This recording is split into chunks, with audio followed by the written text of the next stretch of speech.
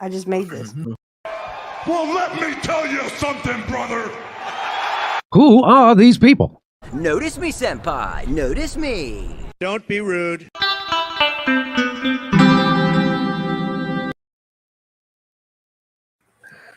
All right. People. We're live. My name is Angel Rivera. This is Witchy Perfect over here. And we have a special guest, David from Deconstruct. Yay! Let's get So it. that means this is pro wrestling talk, of course. So tonight we're back from our hiatus, about what, 2-3 weeks now.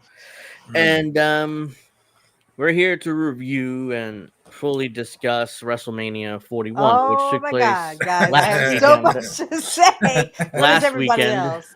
But I just wanted to say that literally, this is my new background. I just literally just made this like a couple of days ago. Nice. Yeah. I think you're missing one picture of Mr. What? Perfect. Mr. Where? Perfect is missing. This is Mr. Perfect. So yeah, I mean, we have plenty to discuss. My overall thoughts before we get started, it was a good show, not great. Not last year's WrestleMania you couldn't beat, especially with the Cody finishing his story Yeah, build. finishing That the was story. That's right. fantastic. But this year it was more like it was good, wasn't great. Maybe because I have a bad taste in my mouth from the main event of night 2, but we'll get to that later. I mean, so but yeah, I think we'll get started with night 1. We'll work our way down.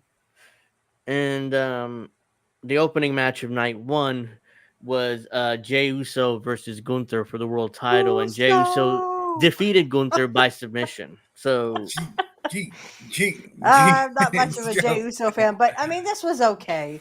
This was bound to happen because, as Jim Cornette would say, I mean, if you literally didn't let Jey Uso get this belt, you might as well have sent him back to Samoa. Yeah, he's dead in the water. He needed dead this in the water. belt. That's right. Yes. They booked themselves into a corner because I wouldn't have put the belt on Jey Uso, but you know, I mean, he was dead on the corner. He was dead. He would have been dead. He would have been dead in the water if he would have gotten this belt. So they booked themselves in the corner. They had no choice but to do it. But the match itself was fine to me. I mean, Gunther did the best he could to put him over strong, and he did. You know, to me, he did. So he did his job there, even though I wouldn't have put him over. But that's just me, though. With Jey Uso, I'm 50-50. I like, so he's one of the most over people right now in wrestling. Yeah. So it kind of remind me of one of the more over LA Knight. Yeah. But the fact is that, but the fact is that Jey Uso, he hits like a wider audience in a sense. Yeah. And his interviews, I mean, the more you listen to him, like, yo, who's I'm like, oh, okay. Yeet. And that's it. And then, that's all he does. Yes. Instead of calling Andrew, he's like, hey, what's up, who's? Okay, who's yeet? Okay, who's eat? I'm like, all right, yeah. Yeah, can we stop with the eating now? Okay, we get it. Yeah. Jey Uso is never going to be a good worker, but he needs to wrestle guys that are good workers, like Gunther, or like, I'm hoping that they don't stick him in a match with somebody who can't work either, because that's going to be a disaster. That's like his match with his brother at last year's WrestleMania. That was a train wreck. That's right, Angel. Yo. But yeah, Jey Uso got this belt. It was a good moment. The fans went crazy for it. And Jimmy came out and was, it's a nice little moment. High praise. And then I saw something on X that Jey Uso's like this in the corner, just crying. I'm like, what you crying for? What you crying for? Stop that. My man never thought he'd be world champion, and he got the belt. So it's like, well, like I said, if they had not given him this belt, they might as well send him back to Samoa. Exactly, it just wouldn't work like that. Because he already lost 3 world title matches, 2 to Roman Reigns and 1 to Gunther already. So it was like he needed to. This is his 4th world title match. He needed to win one, and he finally won the big one. Hopefully, he drops it rather quickly, but we'll see how long his reign lasts. Get him a good storyline. You're right, Angel. Get him somebody that he could work with a good storyline. Well, We'll get to this. We'll get They're to this. floating a couple of people. I know Yeah. that. We'll get to this later, but I'm thinking that Seth Rollins can get this belt rather quickly, especially with I the was gonna say stable either that. Seth Rollins or I mean I would see CM Punk versus Cody, or Yeah. versus Cena right now, but it should be Punk and Cody. Yeah, and Seth Rollins gonna get this world title rather quickly, especially with this stable that he's building. So we'll get to that a little later, but he needs to get this belt and be like that heel world champion with the future star on his right hand side and with Paul Heyman as wise guy. So Braun Breaker. we'll get to that. Yeah, we'll get to that a little bit later here, but all right, the next match, and I'm sorry for this. These guys have to follow that first match because this is like the fans were dead for this match. The New Day defeating the War Raiders for the World Tag Team title in 9 minutes and 15 seconds. I Like, I'm mean, sorry you had to follow this match because you could. yeah, There's I no way you mean, follow that.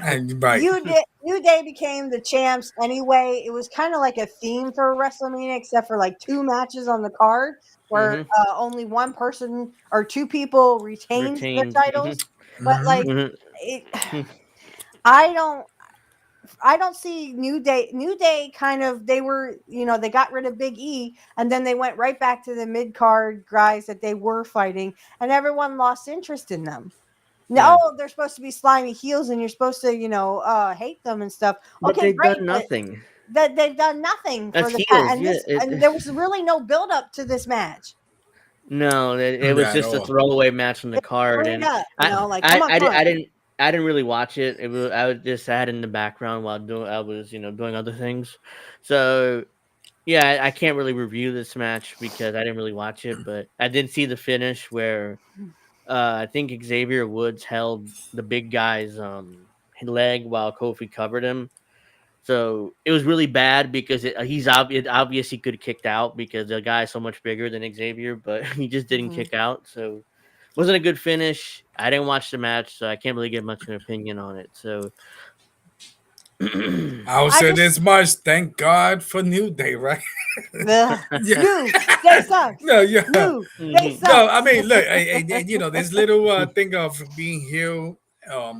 So I do follow Austin Creed, Xavier Woods. I do Uh-huh. follow Kofi. So, anyways, they really doing the heel thing, whatever. But it is true. Yeah. It is kind of like falling into like you really want to boo them. I think people boo them just because they heels, but not necessarily because you hate them. Yeah, it's at first they booed him because of what they did But to they Big did too E. big, yeah. Yeah, what But they did to Big E. that ran out rather quickly. That momentum they had as heels, Well, and and they it couldn't just really have anything with Big E because I don't think he was cleared to come back. no. He was I trying, at the but time at the time they turned him, I was like, I hope Big E is cleared because that's going to be a great story for them. But he but it wasn't just cleared. It just didn't work, And yeah, Is it he just clear? fizzled right Is he out. clear? Is he clear now? Or he's just well, done. he was on the pre-show at WrestleMania again, so I Right, don't think right, he's right, cleared. right. Yeah, I don't think he's Yeah, cleared. yeah. Wow. So that was that match. I don't think anybody really watched it, but New Day are tag team champions. All right, the next Whoopee. match, I did kind of pay attention to this. Jade Cargill defeating Naomi by pinfall in 9 minutes. I didn't know what I to think about this. I mean, it's especially when what I saw on SmackDown when Naomi came out and started doing this, and it's like she was like dry humping Jade Cargill. it was the Like, shittiest stop doing punches I that! ever Stop seen. doing that! That And was the she's in this shittiest all punches this I like ever seen. and looking in this like she was dressed up all in this caution tape stuff, and I'm like, what the? Just she's a caution tape now. she caution to what you're about to Mhm. watch, And basically. really, this is this whole thing between her and Cargill and Bianca Belair. Just it reminds me of a real soap opera. I did it for you, you That's stupid the whole point. bitch. I mean, that's all it was to me. That's It the was whole just point. like 2 chicks yelling at each other, Right. and really, they should probably just fuck each other for fuck's That sake. that's the whole Okay, point. let's go. No, That's the whole no, point. I don't want to see that. The W Blech. that's the That's the whole point because the WWE is not really pro wrestling now. It's like movies. It's like a major motion Right. pictures they're doing. So Pictures. Well, Major basically a motion pictures, baby. Netflix I and show. can't do the Dusty impression. you know, soap that CBS daytime soap operas. So it's one or Yes. the Major other. You motion know, pictures and sitcoms. that's what. So yeah, I thought this That's was right. Jade Cargill's best match in WWE. Just not saying much. It still wasn't great, but it's still by far her best match. I was impressed, but I guess I just didn't get it. I get it that she, she got her revenge and whatever. mhm. Sorry. And then, it just kind of like, you know, No, it I was wasn't. expecting Belair to come out, but then, of course, she had that thing on Uh, night two. but that But makes no. This whole story doesn't make any sense. Bianca yeah, should be why would involved she in come this, out but and she help Jade isn't. Cargill? But she isn't involved. She hasn't, and it looks like they're moving on, or at least Jade is trying to move on until Naomi came out and attacked her. So they're obviously And, going Right. to do a did rematch. that, I'm like, okay, if you want to dry hump, go in the back. Uh, You know, don't do it So in front yeah, of a crowd. I thought Scissors. it was the best match, best match of her Visit me, career. daddy. So Blah. yeah. All right. I So that big question mark there. I like, you know, yeah, and I like Jade. I mean, she has the look, you know what I mean. But it yeah, goes back to Yeah, what we but was. what is it with all the women have to have their fucking asses hanging out? I mean, What hey, is listen, that? hey, It's like listen. the big juicy booty. Okay, I can do that too. That doesn't mean I'm a wrestler. But with Jay with Jay, it goes back to uh, Jay Uso type of deal where you have to get a good yeah, wrestler to get involved with Jay to yeah. make a work. Make up for her lack of Right, right. ability, quite frankly. Because even though this was her best match, I thought it's clear that no matter how much they train her, WWE has spent months training her. This is the best she can do. So Right. they're gonna have to find somebody, girls who can wrestle, in order to work with her. 'Cause- Well, and I think I said this to you, Angel, while we were talking on the first and second night. What is it with the women who have to wear? It looks like they're wearing teddies. Why can't you just wear a singlet like a woman wears? I What the mean, fuck? hey, And this ain't even Vince no more. It's not Vince. I'm right. Vince no, ain't in this. I Unless, don't know. unless Go the ahead. women decide, like what, thing to pick. I mean, I'm pretty sure they'll pick the sexiest thing Yeah. because I'm just saying a lot of women still I don't think wanna, that's a woman thing. I think that's a guy thing. Because honestly, if a woman had to choose what she would wrestle in, it would probably be, something very comfortable to wear. Because again, you're taking backdrops and you're wearing these teddies and shit up, thong up your ass. And Hmm. that's Yeah. not very comfortable to me. Why don't you? wardrobe malfunction. Yeah, exactly. So That might have happened with Yeah, we with Jade at Jade. Yeah, we WrestleMania. I did. think it Yep, was yep. when people were like, "Oh my God, Jade!" I didn't notice because I wasn't really watching too Little closely. But neither little was yeah, nipple I. yeah, came out. at WrestleMania, yeah, it happened. So people, "Oh Little my Well, God," I and they missed were that. like, "I don't little care." nipple All right. came out. Little, So this was Jade's best match, but it's not saying much. It's still like, it was just there. And apparently they're pushing her towards the women's title now. It's like, oh no. I hope to God they find girls that can Which wrestle one? because Jade, Tiffy's? Tiffy, Yeah. I don't know. I was Tiffy gonna didn't say have a good Tiffy's match. We'll or get to her. EO Sky. Yeah, Probably Tiffy didn't have a Tiffy. good. Didn't have a good match, but we'll get to that in a Well, second. Here. Jay's in SmackDown and EO is where SmackDown too. No, Oh, EO is Raw. Raw, yeah, she's a okay. Raw So, women's world champ all or right. So I whatever. guess Well, Tiffy they would had a be. match last night, so Jade is probably going to go for Tiffy. Yeah, Hmm. that's most likely what's going to happen. All right. The next match on this card was Jacob Fatu defeating LA Knight for the US title. Oh my God, Jacob Fatu! Let's What a go. fucking beast, Come man! Yeah. on, that's my dude. I loved it. I like this match. I mean, it showcased Jacob's dominance and LA Knight, put him over, but I'm sure and I thought it was a good match, and it was the right call to put the US title on him. It Oh, was a freaking absolutely. great match, and Hmm. and man, I'll tell you what. You and I had already predicted this to happen. Angel, almost called you Alex. Oops, sorry. um, we had already predicted this was going to happen because, I mean, no offense, it's better for LA Knight to chase the belt, but they were going to strap a rocket ship Hmm. to Jacob Fatu. And did you guys see Haku was down there? He's like, Yeah. yeah, he's, you Yeah. know, But he's what's funny is congratulating him. apparently Haku wasn't even supposed to be there, but he ran up to the ring to congratulate him. It's like, well, it's like somebody get Haku, and they're like, who's gonna tell Haku no? Right. It's not gonna be me. Right. Wouldn't Haku, he's be maybe Triple older, but H. he's still Right, badass. He's still old, maybe older, but he's still like that same badass who Yeah, he's still we've a all heard badass. stories Yeah, about. he said, right. Yeah, he got Yeah. those knuckles just like ready to like bomb. Like, he's gonna Take stop somebody's Haku, out. even not supposed to be there. It's like, Exactly. all right. So that was a great moment too, even though it wasn't really supposed to happen. But whatever. Well, I thought it was a good the match. thing is, LA Knight is still, you know, I mean, he's been in the business, right? But he's still kind of growing himself. I could see them elevating him because he's a big fan favorite. Every time he comes out, you know, it's like LA Knight, yeah. Yeah, Yeah, let's they go. will. I suspect they will elevate him towards the world title picture again. I'm not sure if they're gonna move him because the draft is coming up right after WrestleMania usually, so they can really easily move him to Raw, you know, to compete with Jey Uso. Jey Uso. Oh my God, I'm just hoping they don't have a match together because LA Knight neither guy carry can him. really like are good workers, Right. so it's like it could be kind of a disaster. Yeah. So It would be more like a crowd thing, you know, getting some cheap pops over there in the yeah, audience.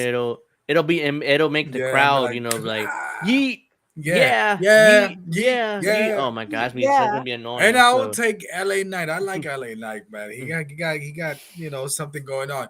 Go back to Jacob Fatu. I love Jacob Fatu. Oh yeah, I'm not sure if he's you a guys, beast. I'm not sure if you He's guys gonna be a follow. big star. Absolutely. He took a picture. A guy that I also follow is Yokozuna's son. Keep an eye on him. Follow whatever his name is. Oh Follow. yeah.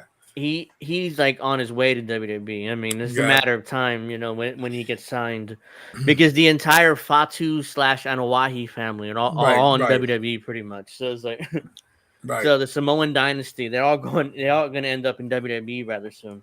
Especially him, because he's good too. It's just that, you know, he needs more experience, I guess, before they actually sign him.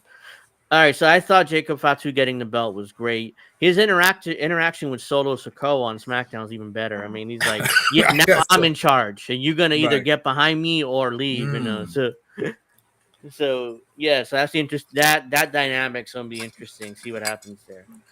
All right, the next match was more of like a throwaway. El Grande Americano defeating Rey Fenix It's by just pinfall. Chad Gable. Come on, what? It's literally just Chad Really? Gable. Oh, come on, y'all, come on, Steph, come on. What? Really? I didn't No. like the guy. I hate Chad I didn't know it was. Gable. Wait, yeah. Are you kidding me? It was really Chad Gable? Let me. Yeah, it's really Chad Gable. I shit you not. Why would I shit you? I was just trying to joke. Oh, I was just joking. I tried. Dude, I knew it was Chad Gable the first time. Yeah. I saw. Even Michael Cole was like, "Yeah, that's Chad Gable." I'm Right. like, "No shit, we all knew that."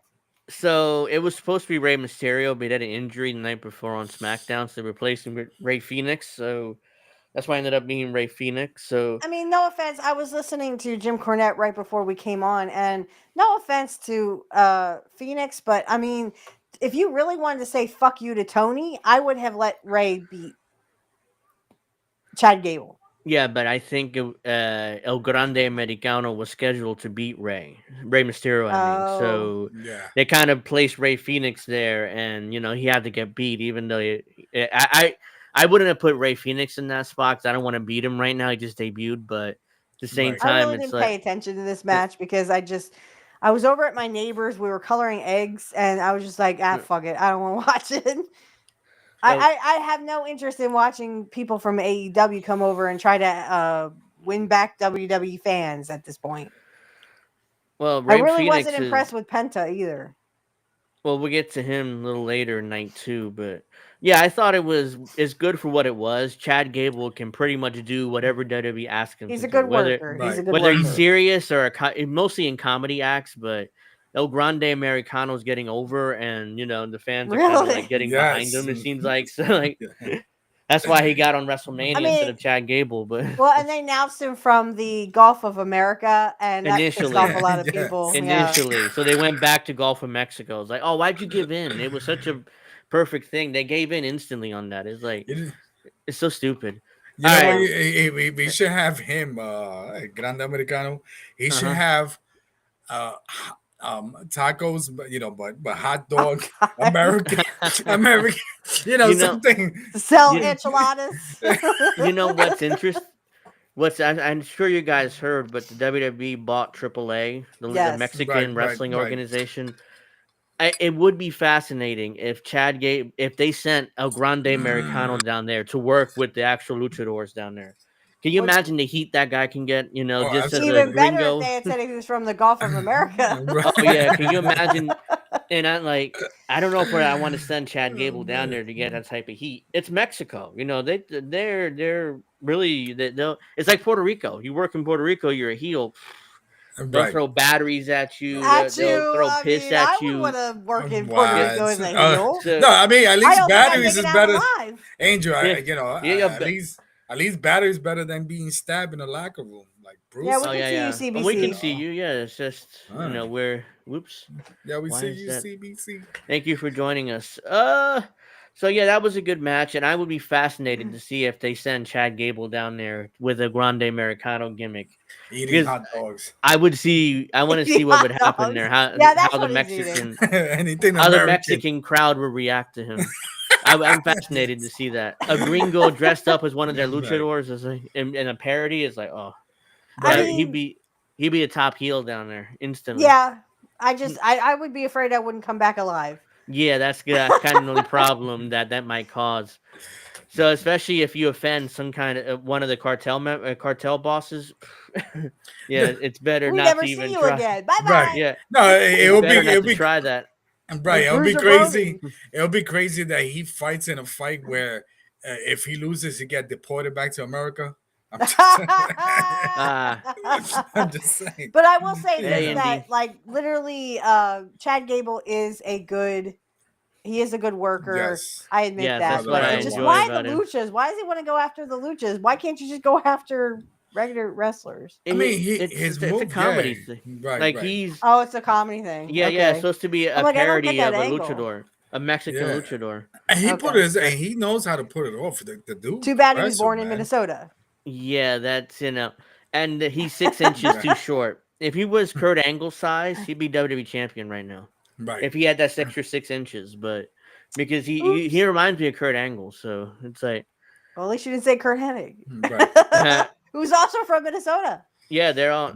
Minnesota makes a lot of incredible wrestlers. Tiffany Stratton, who we can get to now from Minnesota. So it's like for whatever reason, Minnesota makes amazing, characters and wrestlers and workers. So it's like, but this Got match was not Minnesota good. blood, I think. This match was not Yeah. good. I want to make No, that it was clear. not good. The next match is Tiffany Stratton defeating Charlotte Flair by And pinfall to retain. as I That was said not a last good night match. to Angel, it looked It like they was were going in slow motion. yeah. Mhm. You know, This it was not a good match.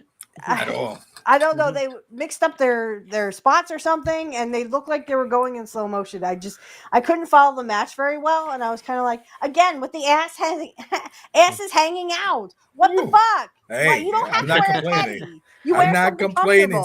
Steph. I'm not complaining. I Yeah, know but because you're a red-blooded male. Hello. and then what's So- up with their outfits? They had the same outfits, just about the pink. Oh yeah, almost the same yeah, outfit. Charlotte.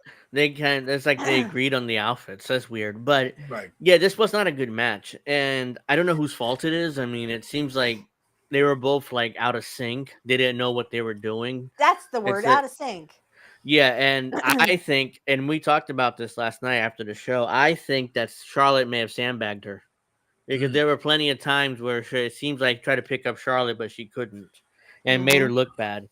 So I'm speculating, but I think Charlotte may have sandbagged her because Like this is what father, Ric like Flair would daughter, do. right? Ric Yeah. Flair would sandbag guys, especially he wasn't winning to Right. make him look bad. So that's just my opinion. I don't know what you guys think, Well, whether and you saw that or not, but I kind of got miffed about the fact that they won't let Flair, who is Charlotte Flair is the daughter of Ric Flair, won't let her become 17 champ and surpass her father, but they'll let some goofy asshole like Cena, John Cena, I was Yeah. not a big John Cena fan. I didn't like John Cena at all. But we'll get to him later. But yeah, this seemed like they were out of sync and going in slow motion.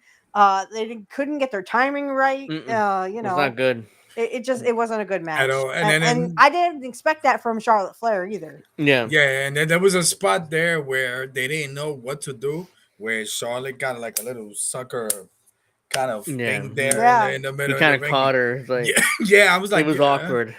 right. So It was really awkward, and it's like like I don't it think kind of I don't think Charlotte wanted to put her over. Again, I'm speculating, but it's right. more like she had to, So especially after Tiffany went into business for herself, started making fun of her personal life, which was not approved, Mm, obviously. So there were at least some lingering heat there, and I think Charlotte may have sandbagged her for that reason to make her look bad. So yeah, that's what I think. So the match was not good. I'm not going. I mean, I'm not. It was bad. It was like, wow, these two Well, girls that are. whole back and forth thing didn't make Yeah, any sense anyway. It looked like yeah, they were trying to get that in, but the crowd wasn't letting it because of Charlotte Flair. They were yeah, booing Charlotte, and Charlotte's like, "Really?" mm. And I'm like, "Just stick with it. You're a heel. Hello, your Yeah, father I was a heel. mean, yeah. They hated your right. father too." I assumed that she was supposed to be a baby face, and that's why she's kind I of think she put off assumed she by was the a baby crowd. face. She thinks she's a baby face, so she was put off by the crowd's reaction to her. So I'm I just don't. That's giving what you. I. I'm sorry. I'm giving you guys a heads up. I think I'm gonna slide into Charlotte Flair's DM and be that fourth husband, baby. For husband, Uh, not for horseman. For Uh-huh. husband.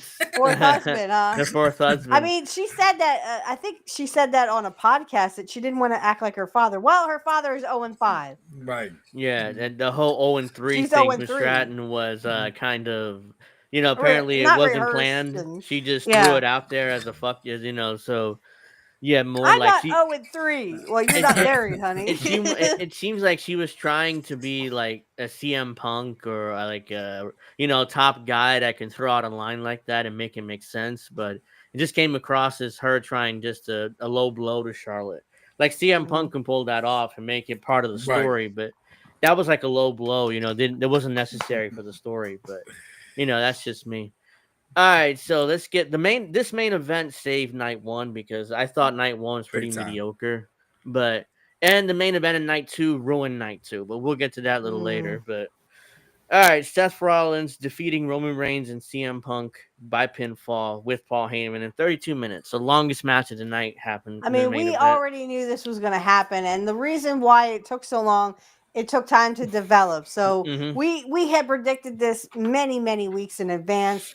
Angel and I, of course, Mm-hmm. already knew that Paul Heyman was going to turn. Yeah, he had Paul to. Heyman turned, and now he's with Seth Rollins. Yeah, And I mean, I wasn't really shocked, though. I liked the match. I didn't like that part because, oh, I'm gonna, I have to save my best friend, and then crotch shot. I have to, you are my tribal chief, not shot.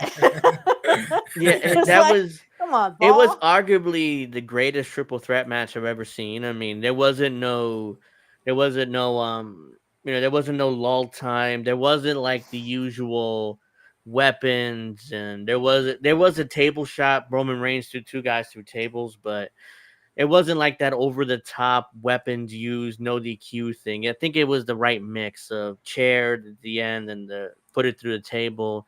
There wasn't much, like AEW in their matches. Oh my god, they can't wait to pull out weapons. It's like ECW, but it not nowhere near as good as ECW. So this was a great match, arguably one of the best triple threat match I've ever seen. So And you guys the call fin this you guys call the Seth Rollins heel turn? I mean, whatever it is with Paul Heyman. we knew Yeah. Paul would return because at this point he's a much better heel, and Then he is a there was baby no face. He was like need a to. whiny baby face. I'm Yeah. sorry. Stop crying. Yeah. So let me say that's why you gotta listen to Pro Talk Wrestling. I'll be honest with you, I didn't think about it until Angel said something, right? And Mhm. then Paul Heyman was on the NFL Network Rich Eisen show, and Mhm. somebody made Right. a comment on it, and I'm like, oh, okay, that makes a lot of sense. Yeah. Shout out Ma- to Angel and Yeah, Witchy. Let's go. he had they had because I was when I saw it live, I'm like, okay. So he gave the chair to Punk. Like, okay, here comes a low blow.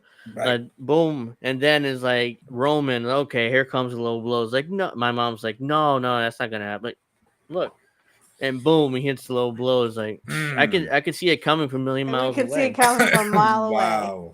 So then Seth does this. He gives him the chair, hits him Roman a few times, and surprisingly, Roman takes the fall instead of CM Punk. So that shows that I think Roman didn't want Punk to take the fall because it was his first main event and he wanted Right. to put him over. So, which he Nice. did after the show went off the air. If you guys Yep. saw that interaction, he left first and then let CM Punk get the And they had the crowd music. reaction Yep. towards him. So Well, and people are speculating that it's going to be a CM Punk Roman Reigns partnership to get back at Rollins and now Braun Breaker. So it seems like they're setting up at Backlash, a tag team match between Punk and Roman and Braun Breaker and Seth Rollins. So that's what it seems like they're going with there. Let me ask you guys a question before. I'm sorry. Yeah, no, go. And do you think they're gonna add a new member to that stable before Backlash, or we just have to wait? Well, people already comparing this to Evolution from Triple H, Ric Flair, Batista, and Randy Orton. So if it's Evolution 2.0, they might have another member, like the Randy Orton, basically. So who would that be? I don't know. It'd be interesting to see who they choose, but for some reason, and I was here, and it makes sense. Becky Lynch, another what is it, the Dangerous Alliance type of deal. So yeah, that's the Paul Heyman stable from WCW. But they had I think Missy Hyatt was in that, or Medusa. No, Medusa. Medusa. Okay, it was one of them. In WCW. Yeah, it was her, Medusa, Rude, and Stunning Steve Austin. Steve Austin, yeah, a young Steve Austin. I think Larry just. I want to see Paul Orndorff, but that doesn't sound right. And then there's someone else. Was it Larry Sabisco in there? Yes, it was. Yes, it was Sabisco. Yeah.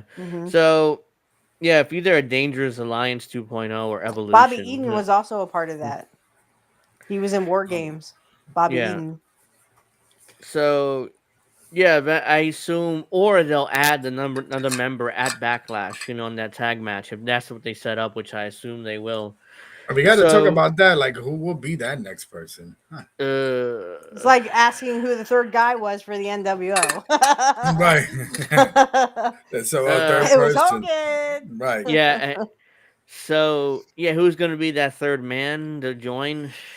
They should book it like that. They should book it like that. Because, right. Yeah. They should. I mean, because that's how it got over in WCW. Oh no, who's going to be the third man? Nobody knows. It's going to be Sting. Oh, it's going to be this person. It's going to be that person. Yeah. And they were speculating up and down who it was going to be. So, and then it turned out to be Hogan. So, book it like that. That's good booking. Yeah, it's like you could steal that from Eric Bischoff. Yep. So at the pay-per-view, it'll be like, oh hey, I mean, we have a new member running around, but we're not going to reveal him now, So that makes CM Punk and Roman Reigns watch their back throughout the match. And finally, they reveal the third man and help Seth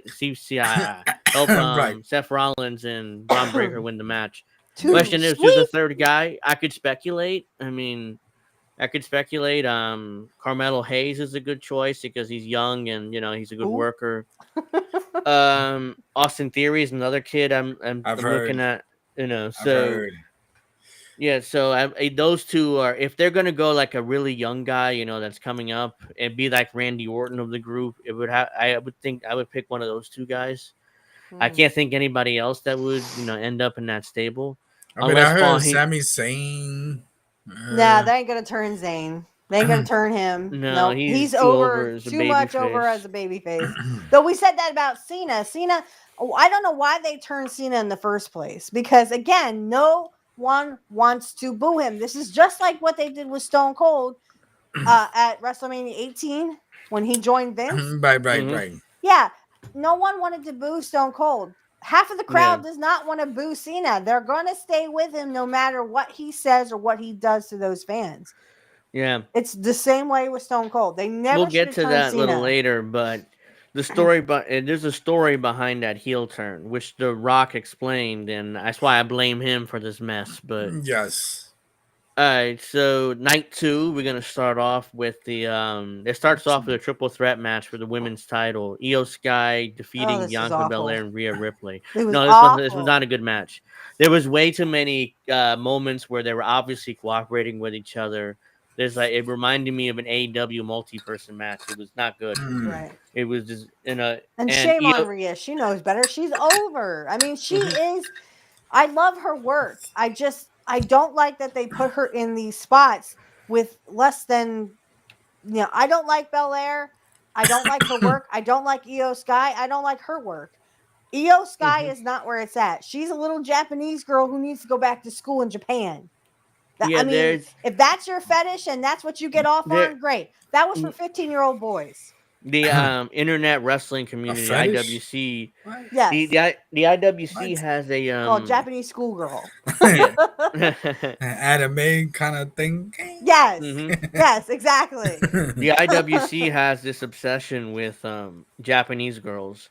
They're all automatically great workers and they're all automatically superstars to the internet, even though I don't see anything in Neo Sky. She's like the genius of the sky, and like she's not an athlete.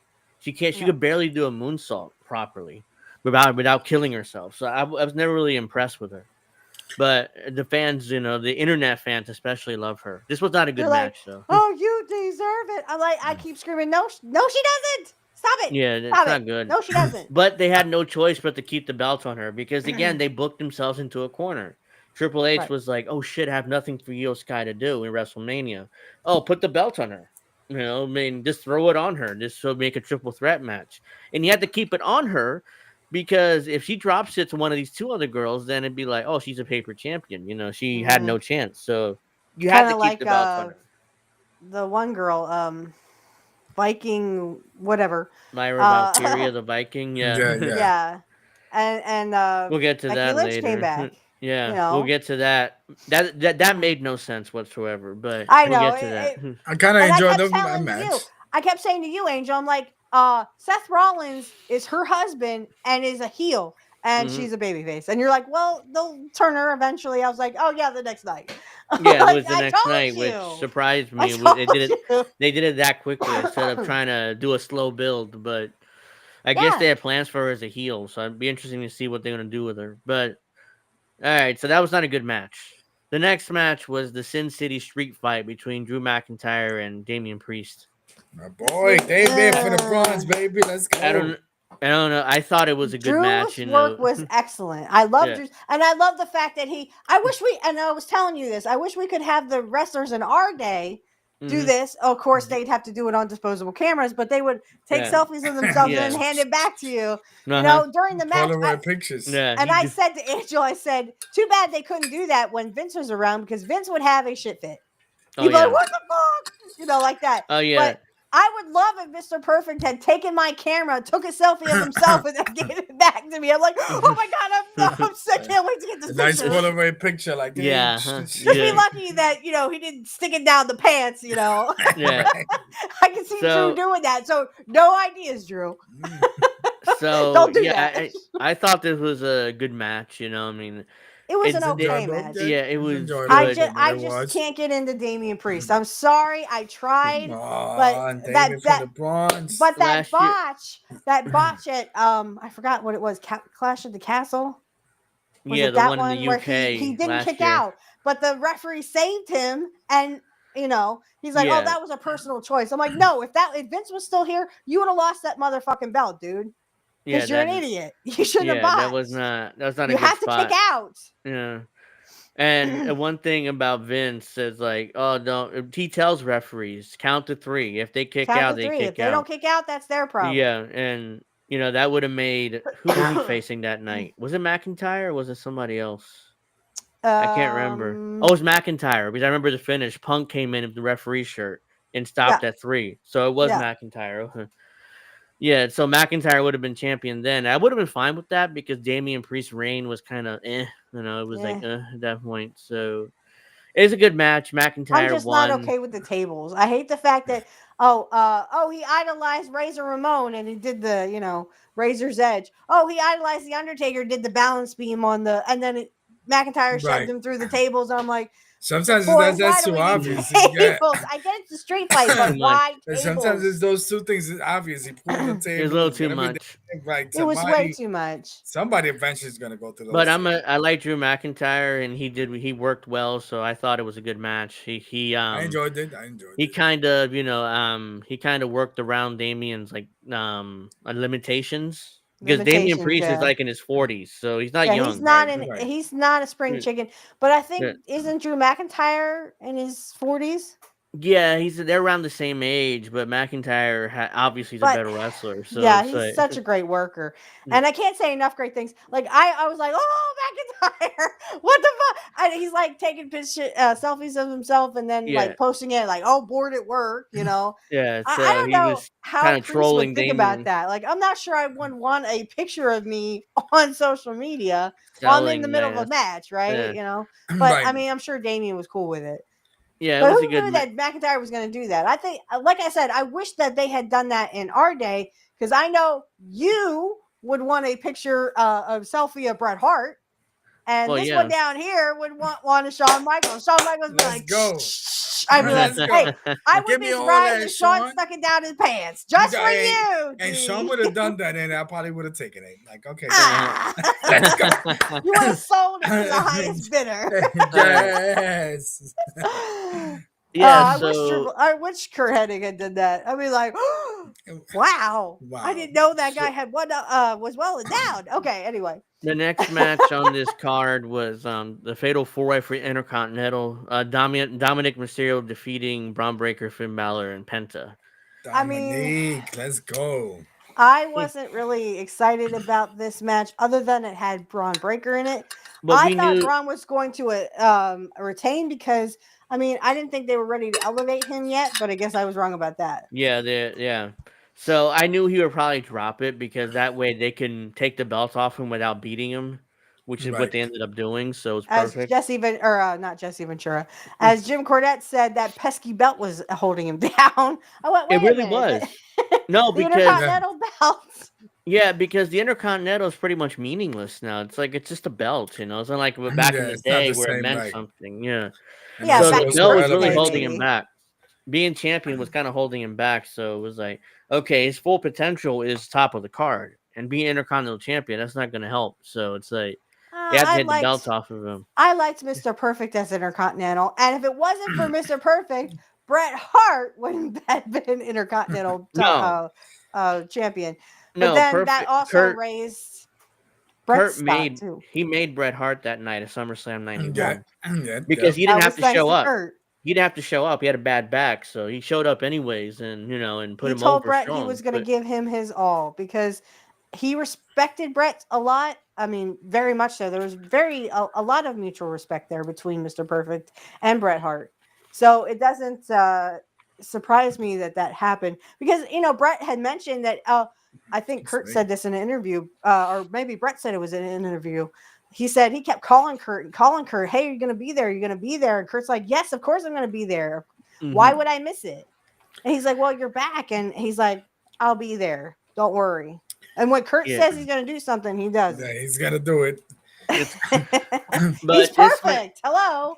This match it was okay, you know. I mean, it was they were I'm waiting. not much for Penta, as I said. I'm not much for Penta. It's I too much enjoyed it. cooperation. I mean, too. I It was a enjoyed little it. bit too much cooperation, but I enjoyed it. eh. I just want to say this about Dominic Mysterio. So you guys, like there's there's a show on YouTube, the people that eat the wings and it's too hot, hot wings or whatever the case. Right. So they had Dominic and Lee Morgan. Dominic still to this day play the character, and he says, "My dad beat dad. My dad beat dad." When it comes to Rey Mysterio, so so I remember towards at the end of the WrestleMania, whatever the case might be, he's being interviewed by Biggie and all these people, and the fact that people were cheering him, and he was like, "Nah, I'm good. My dad beat dad is the reason I'm the best Mysterio." Yeah. The kid, he grew up with that thing with the Mysterio, but the kid, you gotta give him props. He play his, he keeps kayfabe.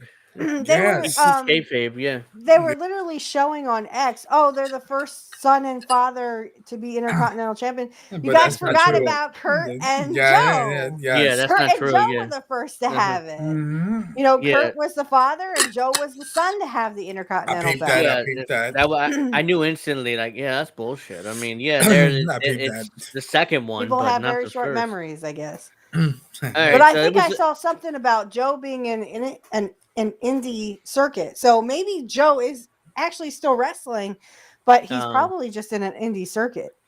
yeah, I guess I don't know whether he wants to come back to WWE at this point, but we'll see. Maybe he'll make a comeback or try. Please, goddess Excuse above, me. listen to me. Tell Joe it's okay. All right. I think Triple H will give him a fair shake. But no, just one more thing about that. Yeah, yeah. Uh, you know, a lot of people were like, "What's going to happen to the Judgment Day now?" Because he actually, Dominic actually That's it. beat Beef. Finn Balor He one, beat Yep. two, Finn three. Balor. You Yes. know, Yeah. Mm-hmm. so a lot of people thought that there was going to be a lot of stuff. And then Jesse Ventura also mentioned that he's like, I said that Dominic was going to be something. And I'm like, and you were right, Jesse. But I Yeah. mean, let's not forget that there's other people that were the Intercontinental Champion before him. Yeah. So the next match was the Randy Orton Open Challenge, and Oh, we this is dumb. over and over again, we're like, oh, is it going to be Rusev? Is it going to be Aleister Black? Is it going to be a debuting star? So Is going to be? honestly, I can't tell you. I know I was telling you this, Angel, but Hmm. D, I don't think you knew this. But I was dead sure that this whole Kevin Owens, oh my neck hurts, was just a storyline. I thought Kevin Owens was gonna walk through the Right, door right, and be right. like, "Bitch, I'm here Uh-huh. now. Like, I'm you know here what I mean? now," or he would attack Yeah. him from behind or something. Right. I honestly thought that was a storyline, but it Instead, actually is real. it wasn't any of those guys I mentioned. Instead, it turns out it was TNA World Champion Joe Hendry. Joe I Joe Hendry Hendry. believe showing in up at Joe WrestleMania. Henry. Yo, let's go. I believe. He sucks. Unfortunately, Yo, thi- yo. this And match stay in was TNA because that's where you eh, belong. Ugh. this match was an exhausting 3 minutes and 10 seconds. So Randy didn't have to do much to beat him. So it's like, Well, and he even I enjoyed congratulated it. him and I said, enjoyed it. you did this and you showed up and then he RKO'd him anyway. yeah. So And that was a great camera angle where Joe did yeah, you know, Joe did his deal where he's like right, right. this, and then And Randy then immediately right, RKO'd out him of and beat him. nowhere, So, yeah. But it's So- a shame, just to say this, but it's a kind of a shame that I wanted Randy to go over, but it's kind of a shame that they wouldn't let Joe Hendry go over. You know what I mean? Like they have a partnership, don't they, with Randy, TNA? yeah, they do. I mean, yeah. But yeah, they do. But Randy wasn't doing a job in his 20th WrestleMania, so it I was like, guess.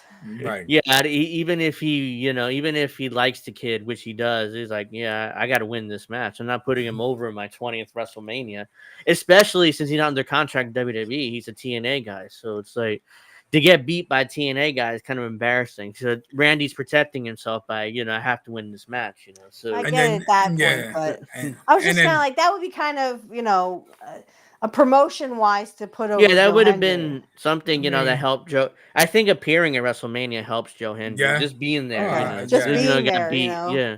And then the funny thing is, like, even like an hour before the match, I'm on my socials, whatever, on the X, Hmm.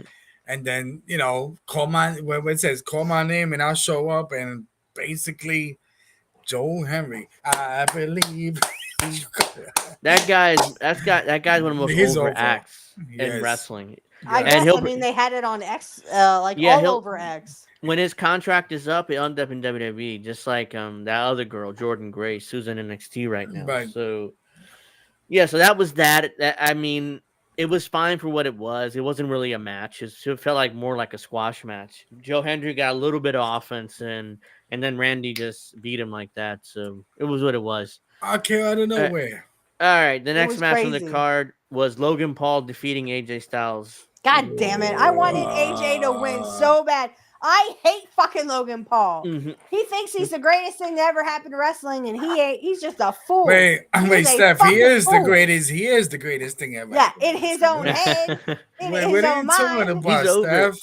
He's No, over as he a heel, though. sucks. He's over as a definitely over heel. as a heel. He is definitely over. So I that's just don't like accomplishing. it. I mean, Wait. He hold thinks on. he's a boxer. He thinks he's a Mhm. wrestler. Oh, unless Uh-huh. that's a backstory that I'm missing, and he's not really a YouTuber or started as a YouTuber. If he He started did. in a wrestling school, that would be different. But I mean, he's just a fucking fool. And he's like, Yeah. I'm going to be champion. I'm like, yeah, okay. Well, Come back in Triple like H, 12 He does years. put so. I mean, he does put some Triple work H, though. he may pull that trigger and put the world title on him on Yeah, Raw. shut So up. Shut up. he may pull that trigger. I mean, Logan Paul is a big YouTuber and celebrity, so it's like if he's full time, I don't I like mean, it, but it might be a possibility that he might get this belt and look beat at Jey what they Uso. did. No offense, but when Vince Russo put the belt on David uh Arquette. yeah, Arquette, you David talking about? Arquette. Yeah, that would be the equivalent. I Hey, mean, you might as bro. well just piss Hey, in the face of bro. everyone who had it. Let me tell Yeah, you I something, don't. bro. Yeah, I don't. Yeah, I see your point, but at least Logan Paul can wrestle. David Arquette couldn't do Yes. anything. That's the only difference. But yeah, I definitely see your point. You know, it would be something like Can he that. wrestle though? So this was a I good mean, match. I thought the finish was interesting. They had one of Logan Paul's buddies came out with a I was gonna say, are you brass gonna knuckle. mention our guy that we want Yeah, a rocket and strapped to his ass? and then Karrion Cross came out to Karrion stop him Cross. and He's mhm. beat him up. I And see, seen him. Go ahead. Sorry. he gave the weapon. He tried to give the weapon to AJ So, Styles, but he refused it, and then immediately turned around, and that's when Logan Paul beat him. So that was the finish. At least they Yeah, involved I, Karrion I, Cross in WrestleMania, even in a I small way. love So Karrion Cross. I've seen him. mm, He was doing I don't know if it was a yoga class or some kind of yoga mhm. during wrestling class or something, but it was so freaking cool. And he's such a sweet guy outside Yeah, of wrestling. He's such a sweet guy. But then they did that. He did that. Not that this changes my opinion, but he did that sort of shoot yeah, interview yeah, about, yeah, I oh, saw what the that. fuck are Yeah. they doing for carrying cross on I was like, ooh, we still got a point there. yeah. He Tell me does when I ever because Yeah, stop little me they pipe when I'm did bomb there nothing. to wrong. Allen. He signed when he came back. His debut was basically menacing, looking at Roman Reigns, and he never got around anywhere near Roman Reigns again in Right. his title run. So I was like, oh my god, Roman and Kerry, and that's going to be a great match. Never happened. He never got near Roman Reigns, and again after Yep. that. So So I yeah, don't we're gonna know. look at that, but Carrion and AJ. Yeah, they're doing something with Kerry and with AJ. I mean, it's going to lead to a match or something. So we'll see what happens Somebody do there. something because I want to see it. I want to But see Karrion Cross with a rocket strapped to his ass, and I want him pushed. I want him. I don't care if it's Intercontinental first, and then you go to the heavyweight belt. But I mhm, mean, that guy, he's a super nice guy, and I don't say yeah, that a lot about new wrestlers. But Karrion Cross has got something. He's yeah, he crazy has like it. that, but He I mean, has he has something. it. Yeah, he's But like Braun Breaker and yeah, Drew McIntyre. in his first run, he was bald and he did really well, and then he got to Vince and Vince ruined him, of course. So Oh, he jeez. ruined it. He Of ruins most course, talent anyway. Vince. Come So on, Vinny. and for some reason, Vince had him in like this S&M gimmick where he had the S&M thing on. It was like, what the fuck is this? This is garbage. Then his first match, he got beat by Jeff Hardy in 10 seconds. So it was like, Yeah, why? Mhm. He just yeah. destroyed any momentum he had there. So whatever. All right. So the next match was the women's tag title. Lyra Valkyria and Becky Lynch defeating Liv Morgan and Raquel Rodriguez. It was Yeah. what it was. Becky is not the best worker. She's more of a personality. So Hmm. it happened. It is what it was. And then the next night didn't make any sense. They did the same match basically, and they lose. And Becky turns heel on her immediately. And I don't I know. I literally can't said to explain you, it. I said, I think this is literally just going to be where they turn her heel. I mean, they kind of had to because I mean, her husband is a heel, so it would make more sense, husband and wife heel teaming. Hmm. Even if they don't team together, it's still. I mean, if my husband, I said this to you, Angel, on Uh-huh. the thing. I said, if my husband was a heel, literally, I would be heel too. Yeah. It makes more sense that way, husband and Yeah. wife. Yeah, so when Vince was booking, he had Becky as a heel and Seth as babyface. So of course he did whatever whatever he wanted. So didn't make much sense. But yeah, I mean it was what it was. They won. Becky wasn't going to lose her return match, so I knew it once she came out. I knew they were going to win the tag titles. I just figured they wouldn't drop it the next night and turn her heel. I knew they probably would turn her heel, but I thought it'd be more of a drawn out process where Becky teases it but doesn't do it. And then in a couple months, when they lose the belts, that's when she does it. I didn't think they'd do it in less than 24 hours, but whatever. Ooh, And yeah, so that was so a people little disappointing. yeah, the people calling in the socials calling Becky Hogan because of politics, kind Yeah, of like Becky, she doesn't do many jobs, and when she does, it's in a weird way. So she's and what happened turning with into Bailey, Hogan. right? So, but Hogan, Mercedes Moan Rocky, from AEW is definitely Hogan. She doesn't do no jobs. Forget about just doing jobs in a weird way. She does and, no and, jobs. and yeah, Mercedes, she put a tweet somewhere amongst the lines of Bailey, like okay, like cash, boom, Yeah, come Bailey over was kind of here. screwed over because she's supposed to be Lyra's tag team partner. Instead, she got taken out of the match and they put Becky in. So she kind of got screwed over there. She got screwed over twice because if you guys remember, she was in a feud with Roxanne Perez, and that's supposed to be the match at WrestleMania, but they took Roxanne out and put her back on NXT. Roxanne, let's go, So that Roxanne tells Perez. me that WWE had thought Roxanne sucked, and she was, even though she's been down in NXT for years and she's Yeah, still not ready. They should just fire her. What else you gonna do there? In and NXT. that's Booker T's Yeah, girl, man. well, I know that's she why they actually won't came fire back her, out. but So, on the next night on Raw, she would come yeah, she back out, did. and Julia was there. Yeah, This was with Stephanie Valcure. yeah. So, I mean, I don't hold your breath on them firing her. I I don't think know they're she's Booker going T's to. girl. It's Yeah. political. So That's So, from his yeah. So, cat, but then if she's gonna be in NXT still, they have not. She done everything in NXT. She was, right? she's women's champion. She did the tag team thing. She did. I don't think she's been women's North American champion yet. Maybe they could put that belt on her if they want to keep her. But And okay, and and then go over ahead. the respect to these small stature women, they She's could be short. done right. She like very short, She's but then really you look short. Yeah. right, but then if you look at what's her name, CM Punk's wife, AJ. AJ oh, Lee. Yeah. AJ AJ Lee, Lee, Yeah. hey, listen, a Lee, small Lee, little, but AJ hey, Lee. she put on some Yeah. work, man. Yeah. She So was good, but it could be done. I just Roxanne doesn't have much of a Does personality or AJ even want to charisma. come back? I don't think she wants to come back. No, I think she's has health issues, so I Yeah. think she can't come back even if she wanted to. Hmm. That's all right. So let's get to the match this is the only match that really pissed me off because it made Cody look like a goof, but he I looked have a like a lot. Hey, can goofball. you show my clip? Show my clip, please. Oh, While This you is how ranting I and raving, no, yeah, this is how I felt about the all thing right. Let because me. this guy If says you, it all right I here. don't. Did you tag me in it or I get tagged in so many crap that I is have that to the find it. Dave I can LaGreca one? Yeah, La Greca. Yeah, that's what she showed me. Hold on. here. I can yeah. Hold. Yeah, he was dropping some a lot of F-bomb. Oh, he was saying exactly what I was Yes. saying. Yeah. Exactly what I was saying it and how I was saying it. Oh, here it is. Well, So, even The Rock kind of like tweeted or something, reach out to him or some weird thing that yeah, did The not Rock make it reached out to fair. him and was disingenuous, and Right. it's like it was just a bad response. Oh, here it Sent is. you I the got it. link. Yeah, I sent you the link in private chat. Okay, I got it. I love Uh, this because this guy looks like I got it. he Yeah. looks like Lewis Black to me. He seriously looks like Lewis Black. He So doesn't Thing sound is, like Lewis Black, but I mean, yeah, he had kind of a meltdown, because he's a no, big big Cody time. guy. So, all right, so let's see what this is. Okay.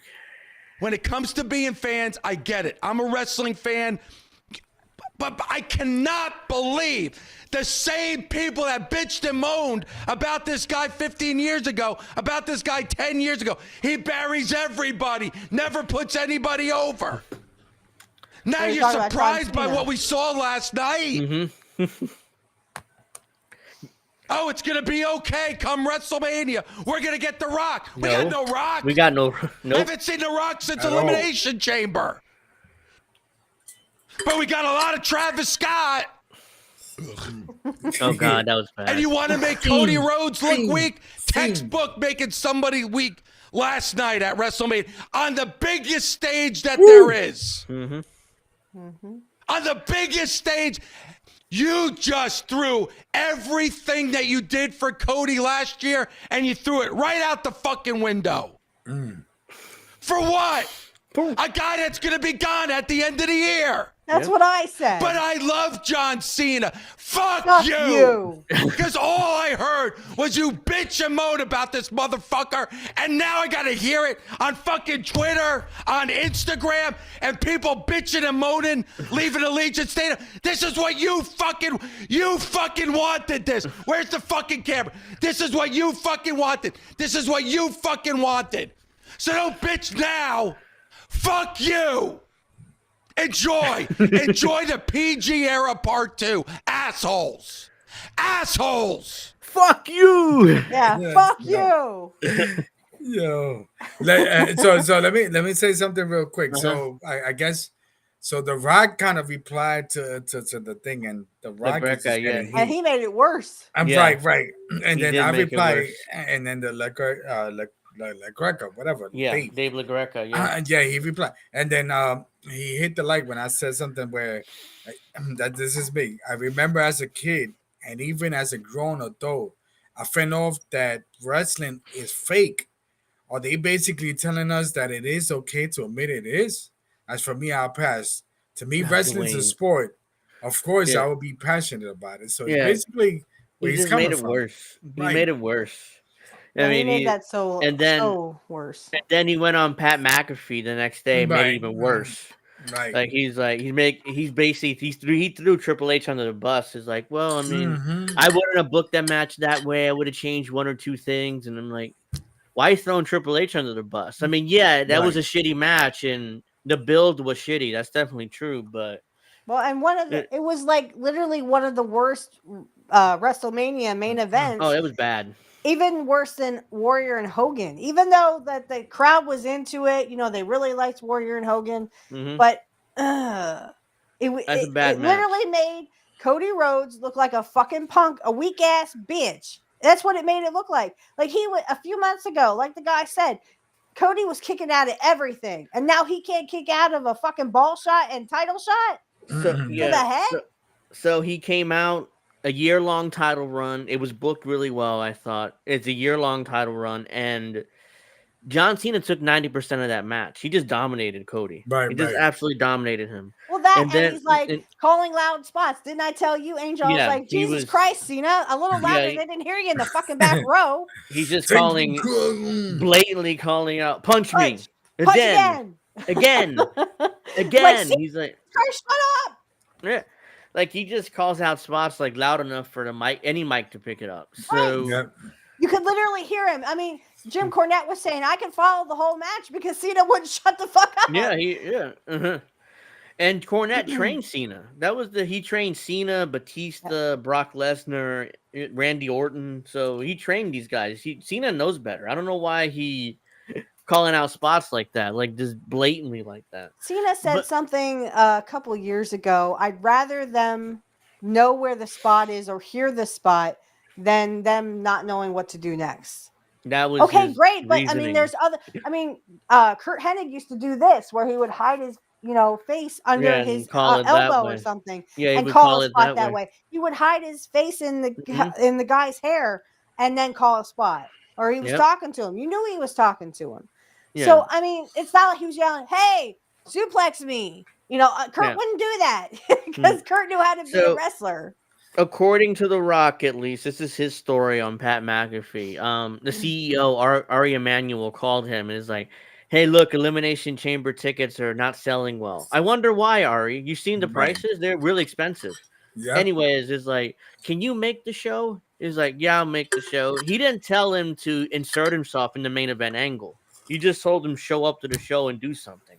He inserted himself in the main event angle. He, for some reason, wants to turn Cody heel. Like, that's his only creative idea, to turn Cody heel. And it's like, Cody, it's going to... I mean, Cody was over. He was over as a babyface. Yeah. That would be the worst move ever. But I also agree that it was a bad move to turn Cena heel. Because listen to the crowd. Let's go, Cena. Cena sucks. Nobody wants to boo him. Yeah. No one wants to boo him. Although I think the 6-year-old last night that he talked about a 6-year-old flipping him off. I think that was all. I don't think a 6-year-old flipped him off. Right. That was that was cool though. But I mean, Nobody wants to boo John Cena. This is just like the Stone Cold turn at WrestleMania 18.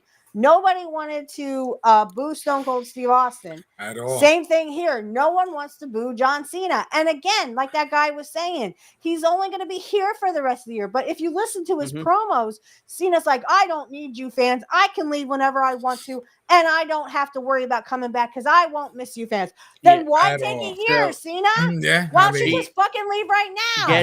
Getting to the promo on Raw, he's like, well, I have 27 dates left. And after those 27 dates, I'm going to walk away with WWE Championship, and I'll be the last real WWE champion. There's nothing you can do about it. Right. So why drag out the fucking year, Cena? Why don't you fucking leave? Nobody wants you here anyway. Because you were part-time at best because you were off making fucking movies. Yeah. The fans see him as a Hollywood celebrity, not really as a wrestler. Not the modern really fan. as a wrestler. The modern fans, at least. And I love how Cody was saying, I never have to hear the chant, you can't wrestle. Oh, that was like... and that's true. Cena can't wrestle. He never could. That's why I'm not a big John Cena fan.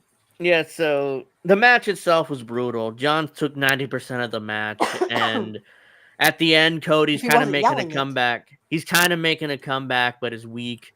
And then for some reason, Travis Scott comes out at the end, and Cena smiles like he needs his help to win the match. Right. So that was bad too. Jim Cornette said it took fucking 2 minutes for this guy to get down to the ring. So Cody has to sell for 2 minutes, and be a weak ass punk. That's how he made him look. And Cena just has to smile for 2 minutes. Yeah, and that was and that's the same thing with me. I was like, "What the hell is going on?" Like, well, some people ask, "Why is Travis Scott down at ringside? Why did we get just Travis Scott?" First of all, if everyone has short memories, back at Elimination Chamber, Scott gave Cody a black eye. Hello, he said, so The Rock said, "Make it believable." So he actually smacked the shit out of Cody. This was receipts. This was Cody getting his receipts. Yeah, so he got his receipt. That was weak. Yeah. That receipt was even weak. Yeah, Cody just barely touched him. And I think he may have gave him Crossroads, and that was it. I mean, he did, but it was whack. Yeah, it was weak. So eventually the finish is Cody and Cena brings a belt to the ring. There was a weak ref bump, too, by the way. So that was why the ref bumps were weak. I forgot to mention that. Then Cena has the belt. Cody, I don't remember how, but Cody gets the belt. And Cena's like begging off. Don't hit me. Don't hit me. Please don't hit me. Cody, please don't hit me. And this makes Cody like an absolute goofball. Right. He's like, with the belt. And then he struggled with it. Should I do it? And then eventually Cena hits him in the nuts, hits him with the belt. Referee comes back and just beats him 1, 2, 3. It's like, that was like the lamest anticlimactic finish I've ever seen. And I tell you, as soon as it that happened, I went, "What the fuck was that?" Mm-hmm. I mean, that was bad. That's brutal. So, did Dusty ever play the heel at one point? Oh, Dusty was a heel when he was in the WCW, and he went to the NWO. Yeah, late in his career, he worked. He did Larry heel. Zbyszko. Yeah, late in his career, but. In his prime, he was always the baby face. He was always the baby face. It was the American Dream, Dusty Rhodes, always the baby face. But he always looked, macho. Like, oh, okay, so he lost the belt to Ric Flair, but he'll get it back. And it was more about the chase. And that's why the whole finish the story Cody was happening at the time. The chase.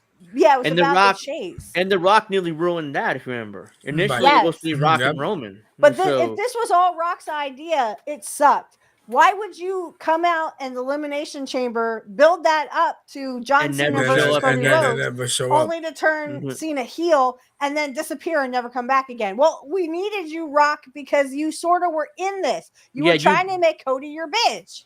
Yeah, you were inserting yourself in an angle that didn't need you. Didn't need you in the first place, but now it does need you, and you're not there. And not only that, it would have been nice if he would have come down. You know how last year The Undertaker came out, and people wanted Stone Cold. This would have been. Not to mention Stone Cold. Right, this would have been that moment. That would have been that perfect moment. Oh yeah, we did forget to mention Austin. Instead that of happened. With the Nick Todd was at ringside. Here, baby, please don't get a lawsuit. Right. The lady, I'll do whatever you want, baby. You can she suck my felt dick. like five. Just She felt like whatever. 5 seconds later, like And 5 seconds later, she falls down. Yeah, this But is Austin was probably laughing his ass off. He yeah. probably had a couple of So- beers. He was probably drunk. Yeah, that's why Right. he missed the ramp and then eventually crashed Oh, into. yeah. They actually had people pull that Yeah. 4-wheeler out. Yeah, and it then got walk stuck. back He on managed the to get stuck too. And I'm like, where is Austin? Why is Yeah, his I music mean, playing? his And he music just is playing, but I don't see him. eventually we would see on X what happened. He Yes. crashed into. He got stuck, Right. and he eventually crashes into the barricade there. And some poor woman like sold too late and fell after Austin hit. It's like, hey, can I get? Oh shit, lawsuit. Oh, let me just go back. Oh, And then yeah, you saw, Nick saw- Khan. yeah, 10 He's out seconds there like, afterwards. here, please don't sue us. Please Yeah, don't sue us. yeah, Here's yeah, money. Nick Khan was there. It's like, Please don't sue us. yeah, we'll give you merch or whatever. Just I'll don't let you sue suck us. my dick. Just please don't sue us. All right. So Bruce Brown has a good idea here. They should have Mr. Money in the Bank winner cash in on John Cena on Cena's last date. Yeah, I mean that would, and it would probably be Cody at that point. Who else Right. would? He would win Money in the Bank. That's my thought process when he comes back. So from vacation. I really would hope so, but I'm not holding my breath on this because it just sounds like Cena wants to take the belt home. Doesn't it sound like when he says, oh, I'm going to ruin wrestling and I'm going to be the last champion, I'm going to do this. Again, why would you say these promos and do these promos when, I mean, what's holding you from leaving, Cena? Huh? There's You could just 27 leave dates. tomorrow. The 27 dates on his contract that are left. Yeah, Wow, okay. All apparently. right, I digress. keeping But him. I mean, he literally is just like, well, I could step away at any time. Well, then do it. That's what and that's what I. I thought that was gonna happen. He was just gonna retire with the belt, whatever the case might be. I wouldn't be. You know. I wouldn't put it past him. But I don't know what's in that contract that he signed. So Well, he has what to I'm drop saying that is he's belt part time. at the He end. doesn't give a fuck about the fans. And like I said, this whole heel turn to begin with was just fucking dumb. And then you It was had botched. it was botched. And you had the whole Randy Orton thing. Oh, you need kids, Cena. Please, goddess, no. No one wants to fucking reproduce with John Cena, all right? That motherfucking oogly. Yeah, let me tell you something. That's probably one of the best response I've seen because I you usually need kids? well, people be like, yo, David, well, you don't have kids because I've been fitting your kids. Yeah, I've been doing that for a long time because I do have. The problem is when Cena came in, I was technically already 15 years old, so I was almost like an adult. You know, Yeah. 3 more years and I would have been an adult. But my thing is this: that like I do a lot of charity work. I've been doing this for a long time. It's like in the Bronx, there's a lot of kids without fathers, without parents. And I'm like, yo, I'm doing that. They're like, yo, David, but you don't have kids. I'm like, yeah, because I'm feeding your kids. You know what I mean? So come on, John Cena. I think you hacked me. Well, or the other something thing like I that. said was, here's the kicker though. What I said on the comment section was, guess what, Cena? I'm not showing my kid John Cena matches. I'm showing him Kurt Hennig matches. Let's go. Because Kurt Hennig knows how to wrestle. He knows Let's how to go. wrestle. Unlike John Cena, you know. Yeah, there was no long-term plan. So this is basically what he said on Pat McAfee. There was really no long-term plan. There was no 20 steps ahead. There was no plans on him showing up or being involved. Selling and sold just meant nothing. They could have been done without him. This is all just done on the fly due to slow ticket sales for Elimination Chamber, which is exactly what it was. Exactly what it was. Ari Emanuel was like, well, Elimination Chamber is not selling well. Can you make the show? Right. And for some reason, he inserted himself in this main event story, and he ruined it because he needed to be there at WrestleMania. He needed to commit at least through WrestleMania. Right. And then, Well, and did you guys see that documentary on WrestleMania 9? Yes. Yeah. Okay. Yeah. So who did they call when they thought, when the tickets weren't selling out? Who did they call? Hogan. Brother. Yes, they called Hogan. This was the same kind of thing. They called Hogan, or they called Hogan. They called The Rock. I wouldn't be surprised they called Hogan first. They called The Rock because, our tickets aren't selling. Well, it's a little expensive in this economy. Maybe lower the price, Ari. Yeah, lower the price a little bit. But I mean, I couldn't afford a ticket. I couldn't afford a plane ticket either. Yeah. And I have to get that real ID, and that's a whole nother ball of wax, and I'm not doing it. Yeah. So, I mean, if you want people to be able to show up to an event, you kind of have to lower the prices a little bit. Us poor people, we can't get there because we ain't rich. And I just want to throw this one when it comes to the Vegas. So they 0-2 when it comes to WrestleMania Vegas. My thing with the Vegas, so the Vegas crowd on day one was day two was Yeah, better. My thing with Vegas is that when you do Vegas, right? I mean, I never been to Vegas, but yeah. if you do Vegas Neither have I. WrestleMania, like my thing is this, that people go to Vegas and they're gonna do a lot of things. It's 24/7. They're gonna come to the wrestling, they're gonna be drained out. Hmm. When it comes to WrestleMania, you have to go to a city that people specifically go to that event. They that's what, two Vegas events, no more Vegas, man.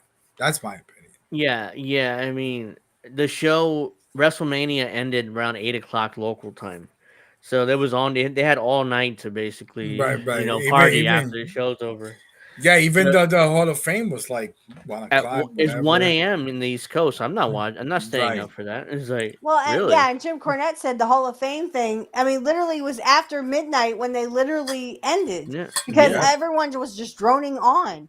And I guess it counts that if you fuck a WWE wrestler superstar, that you obviously get into the Hall of Fame yourself. Hmm.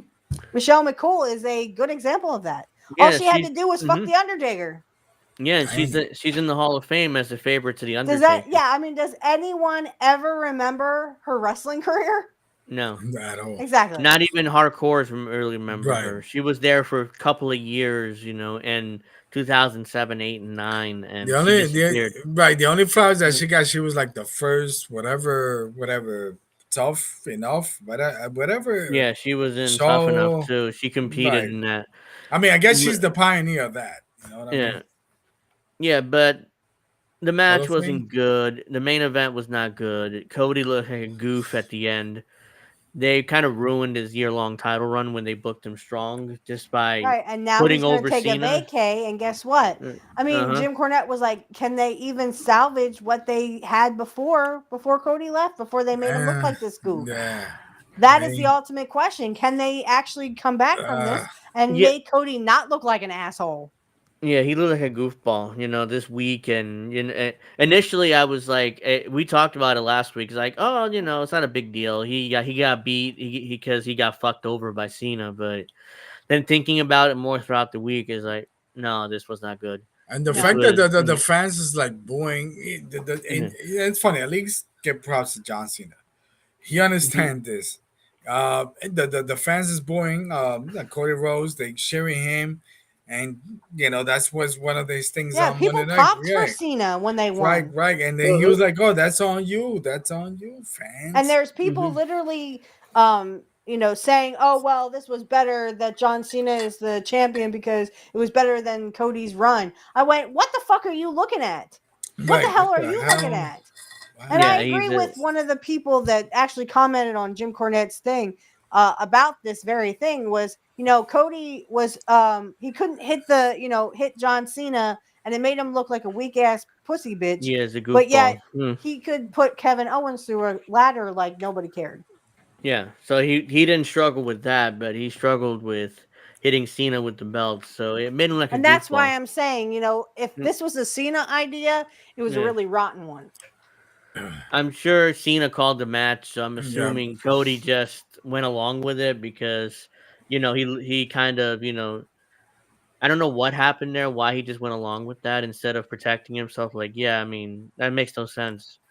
Just hit Now me with he's the belt. gonna. Now it's up in the air if fans will even allow Cody to be a babyface when he comes back. Well, I mean, that's Yeah, why Carry On said, he when it kind of comes to, yeah, Carry On said that you gotta yeah. be a good soldier.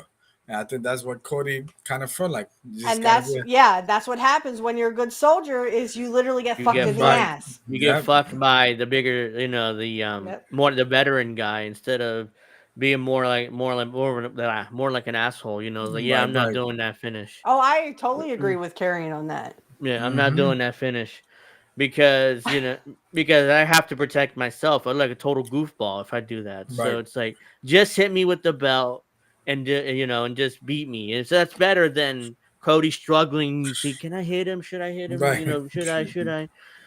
Oh, I can't do it. And then he got hit Should in have the just, nuts and like a yeah, goofball. He like a total goofball. I mean, it was yeah. like, It wasn't good.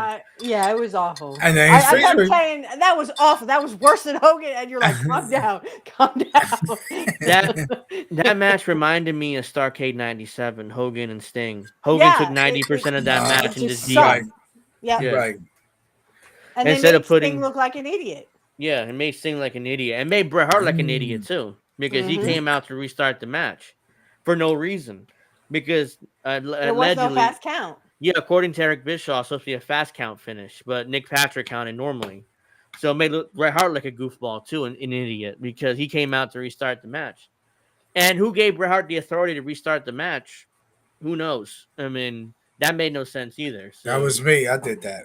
Oh, you told Bret Hart to go out there and look like an idiot. No, that was Angel. Angel, Oh, your shit, Bret Hart now guy. you blame Right. Angel. That was his thing. Yeah, and Hey, it's funny. he is the Bret Hart fan Right, here, well, not that's what you, I'm the saying. Shawn Wait, Michaels fan who No, screwed Bret in '97. The Yeah, that's Montreal right. screw job, dude. No, but that's interesting about what you said about Angel with Starcade. So you got like a lot of Bill, and then what you got is the fluff. I mean, that's what we got in '92. It's like fluff, like It It was was just a bunch not a of good fluff. match That's either. right. Because Hulk at the last second said, "Well, that doesn't work for me, brother."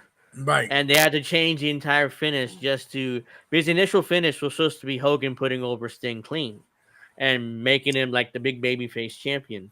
Instead, the last second, Hogan, that doesn't work for me, brother.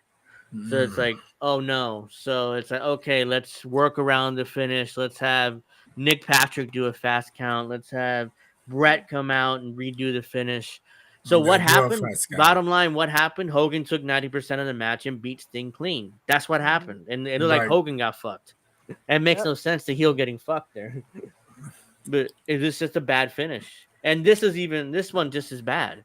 It made Cody looks like it made Cody like a goofball. Cena just beat him, took 90% of the match and just beat him in the middle of the ring. That's what happened. And then I did right, and I did mention. So my understanding is Travis Scott, he got some money involved. He's like the Elon Musk, where he just throw money. Let me show up. His company Cactus Jack it's named after Cactus Jack McFoley. So the WWE is basically like bending backwards for some dude like Travis Scott, just to be like, okay, because I got Cactus Jack company. You know what I mean? To be honest, I mean that's exactly what Jim Cornette said. Right. He's basically you're just bending over backwards for someone who doesn't give a fuck. He's not even a wrestler. Yeah. He's a rapper. Right. He loves wrestling, but still. I mean, he just showed up because here's the thing. Once The Rock inserted himself into this angle, he needed to show up at WrestleMania. He didn't. So it made Cena's heel turn like an idiot too, because why did he turn heel? Yeah, he didn't. It made no sense. First of all, he shouldn't have, because again, nobody wants to boo him. They had that "Let's go Cena, Cena sucks," and I mean the crowd just does not. I mean, I saw a sign the other day. It says "Always will be a John Cena kid." Yeah. I mean, what was the point? The crowd obviously does not want to boo Cena. But we needed that when John Cena was, what is it? The ECW night one night stand. Yeah, he got beat by RVD. Right, and you had one. If Cena wins, it'd be a riot. Yeah, we need those things, man. Consistent. I don't think we do. I mean, my thing is this. So John Cena alluded to that. You guys are not consistent. You guys cheer me and boo me. Like, you know what I mean? I say it was bad. But yeah, I mean, The Rock ruined this match. Yeah, that's what Cena said. Cena said, "Why do you want me to turn heel? You just want to cheer me? You want to cheer for me?" Yeah. Well, that's what they're doing. That's the thing. That is exactly what they're doing to John Cena right now. The Rock initially wanted to turn Cody heel and wanted Cody to be the heel and Cena the babyface. He wanted Cody to sell his soul to him, basically, and accept his offer and turn heel. Which in hindsight, probably either. Right, but in hindsight, that wouldn't make sense either. Right, but in hindsight, I think that would have probably worked a little bit better. Because Cody was way over as a babyface. Okay. Cody was such a babyface. Literally, he is the definition of a babyface. Right. Yeah, and so basically, The Rock walked in fucked up I'm not sure what Triple H's plan was initially, but I'm assuming it was a babyface match. And then Cena wins clean. They shake hands and, it's like, I want that belt back and I'm going to wrestle you one day and walk away.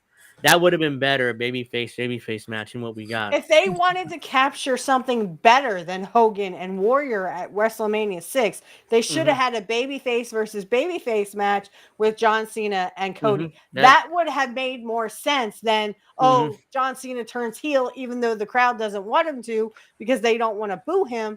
And then now we have this shit.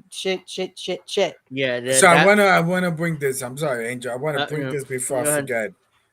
So 2 things here. The Rock and Triple H. So somebody was mentioning that The Rock really wants to take over the booking in terms of that right. What? Yeah, I heard that.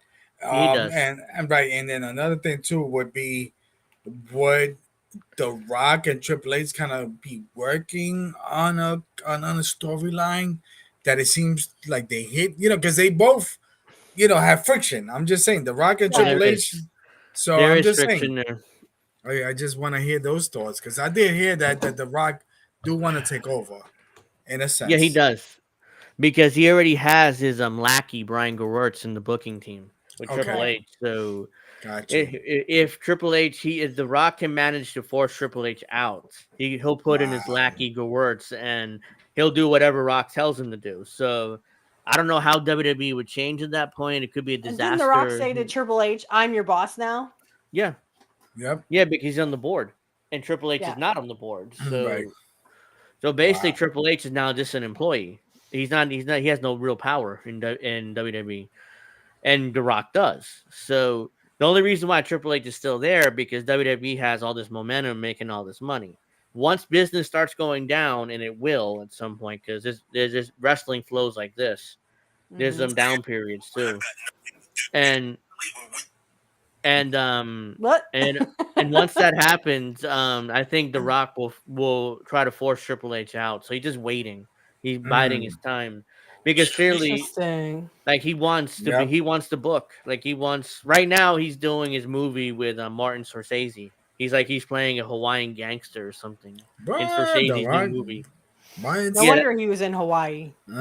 So that's why he was in Hawaii. So he kept taking pictures. I'm in Hawaii to make sure people knew he wasn't coming. But I didn't believe it. I thought, how easy it is to fly to Vegas and fly back. He has a private jet. He could do that's that. what Jim Cornette was saying. We've had entertainers show up to WrestleMania and then fly out that same night. Yeah. He could have flew back to Hawaii that night and did the movie the next day. Or filmed the movie instead. He just never showed up. No, you inserted into the angle and you never see him again.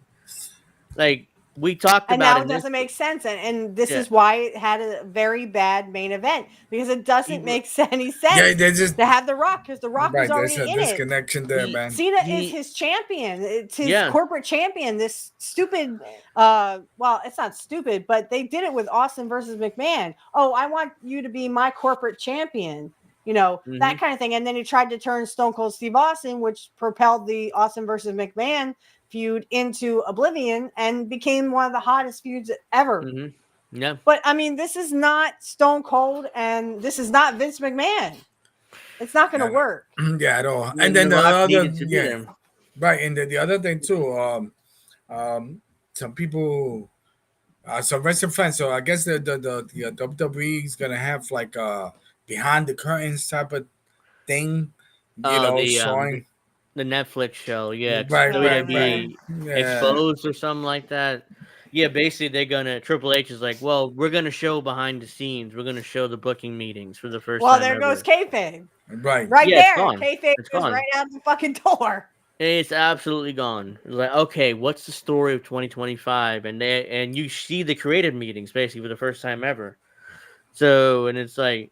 So no more kayfabe. Kayfabe is officially I don't know whether I would even want to watch that because it's more it just takes away whatever you're trying to do, Triple H. Literally, you just threw it in the toilet. Yeah, because you're exposing your booking meeting. So it's like, Yeah, you're exposing the business. I yeah. think Bubba Ray Dudley. I love the bust the whatever the Uh-huh. busted open Open podcast, radio, right? yeah. Whatever the Uh-huh. Is case, that what it right? is? Yes, Yeah, no, Dave LaGreca is the one of the his main hosts though. So right. they do it all together pretty much. And then the Bubba Ray Dudley, which he got a brilliant mind, Yeah, for the for some wrestling, yeah. Really, reason, fuck right? mine. I'm That's what you were gonna sorry. say. And he was talking about somebody where, look, listen, you know what I'm gonna do, type of deal, but can you believe in me? And I guess he's trying to defend why these things happen with the Netflix thing. It's like, you Yeah. could tell me, I could tell your story, that's fine, but can you believe in me and like in the story? You know what I mean? So Well, and that's the thing, doing all these behind the scenes. I mean, it's cute when they do like the little botches and the little bloopers and stuff. Yeah. Because I think that's funny because, it just proves that wrestlers are all humans, right? right, Yeah. We're all humans. We all make mistakes, that kind of thing. But like when you actually go behind the scenes and show how how the sausage is made, well, now you've just given up the game. I Yeah. don't care how the sausage is made. I want to just see what the storyline is. and then one of Because my if you show me how the sausage is made, I don't want to eat it anymore. Right, and one of my pet Mm-hmm. peeves with like the WWE network when they used to have the show with the two people in a ride and they talking and it's Yeah. like, oh, they friends or whatever the case might be. I'm like, and this was one of the reasons why the NBA kind of lost their ratings because everybody's friends. Like you Yeah. don't need to know that you're friends. You know what I Yeah. mean? We Right. need to, we don't need to know that. This is exactly what is happening to Tony Khan in Mm-hmm. AEW. This is the same thing. He wants to be friends with all the wrestlers. You can't be Right. friends with someone who you are a boss of. Yeah. Right. It doesn't happen like that. You have Yeah, to manage these guys.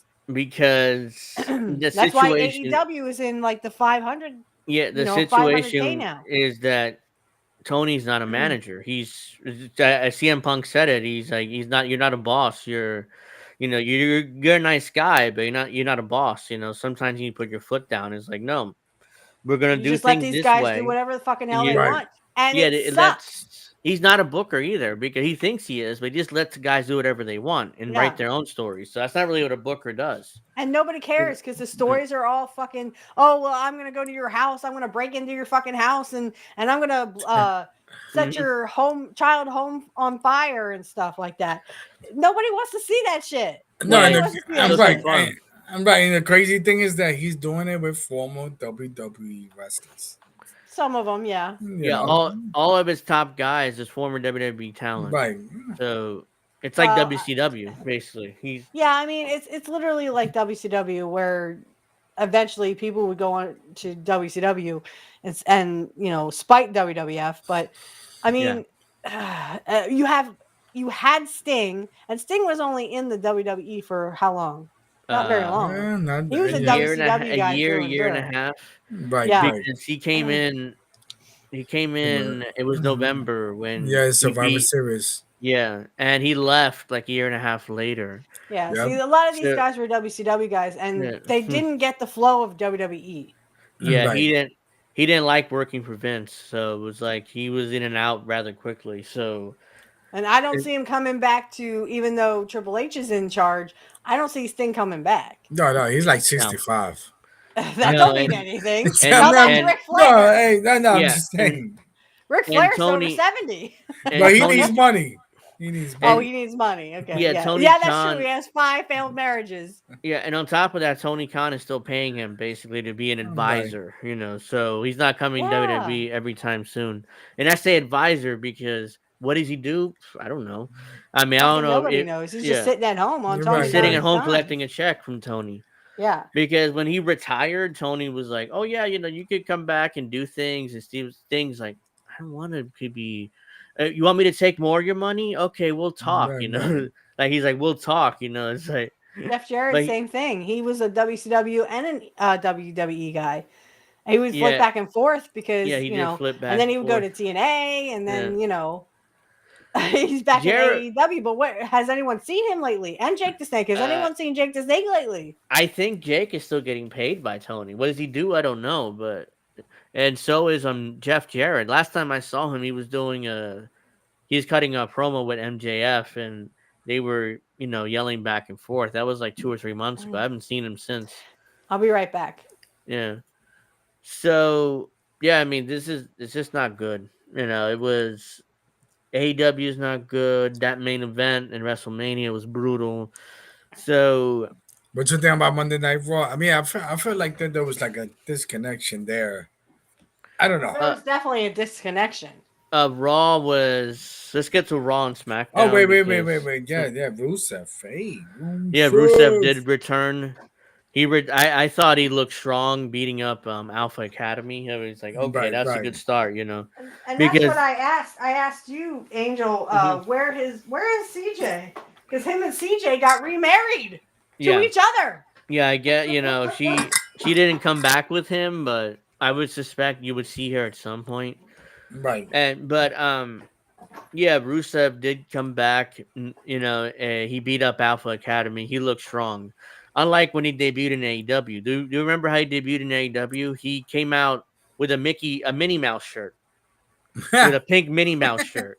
Like a total I didn't goofball. see any of that. Wow. Like a total goofball. When he debuted as Miro. I don't watch AEW, but AEW is not like a total goofball. And then he got into a war of words with Jim Cornette right after that. And Jim Cornette destroyed him. It's like, look, kid, I was a heel long before you were born. So it's like, no, you're not gonna beat me in a war of words, which he didn't.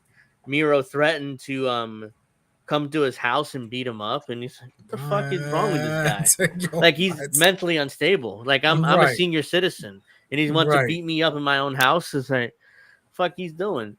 But eventually Tony will proceed to do nothing with him. In fact, he moved back to Bulgaria. That's how little Tony was doing with him. And he's paying him to live in Bulgaria, basically. Until he came back now WWE. But I'm like, he looked strong. He looked great. Unlike in AEW where he was a goofball. And then he had that Redeemer gimmick where he was going to redeem and beat up everybody. That didn't last long because he was off TV again. And then he came back for a minute to beat Andrade in his last match before he went to WWE himself. And then eventually he was off TV. That was his last match too. And a year later, he's now in WWE So yeah, it was a disastrous run. He did nothing with Miro or Rusev, even though I still call him Miro because I was used to call him. He was in AEW for years. So yeah, even Rusev forgot his, but it's funny when he literally forgot his line, so Cena's feeding it to him, and he's like, in his first your run. country will die. In his first run, it was like, so he looked strong. He looked like his Miro character, basically, but he's called Rusev. That's really like, oh, wow, that's Miro, but, he's called Rusev now. Because, he had the boxer shorts, and he had his, he looked like more like Miro than Rusev when he got fired. Is not going to come back? I don't know what their intentions are with her. I mean, she did sign some sort of contract, but I don't know whether they intend on using her as a Rusev manager again, or it's just she's going to do public relations for WWE, make appearances, and promote the company. I don't know what they're going to do with her. So we'll see. But yeah, Rusev's debut was great. The whole Becky Lynch thing made no sense. They turned her heel way too soon. They should have at least given it a month or two to. But like I said, like husband, like wife, right? Yeah, right. They turned her heel way too soon, but okay, they did it.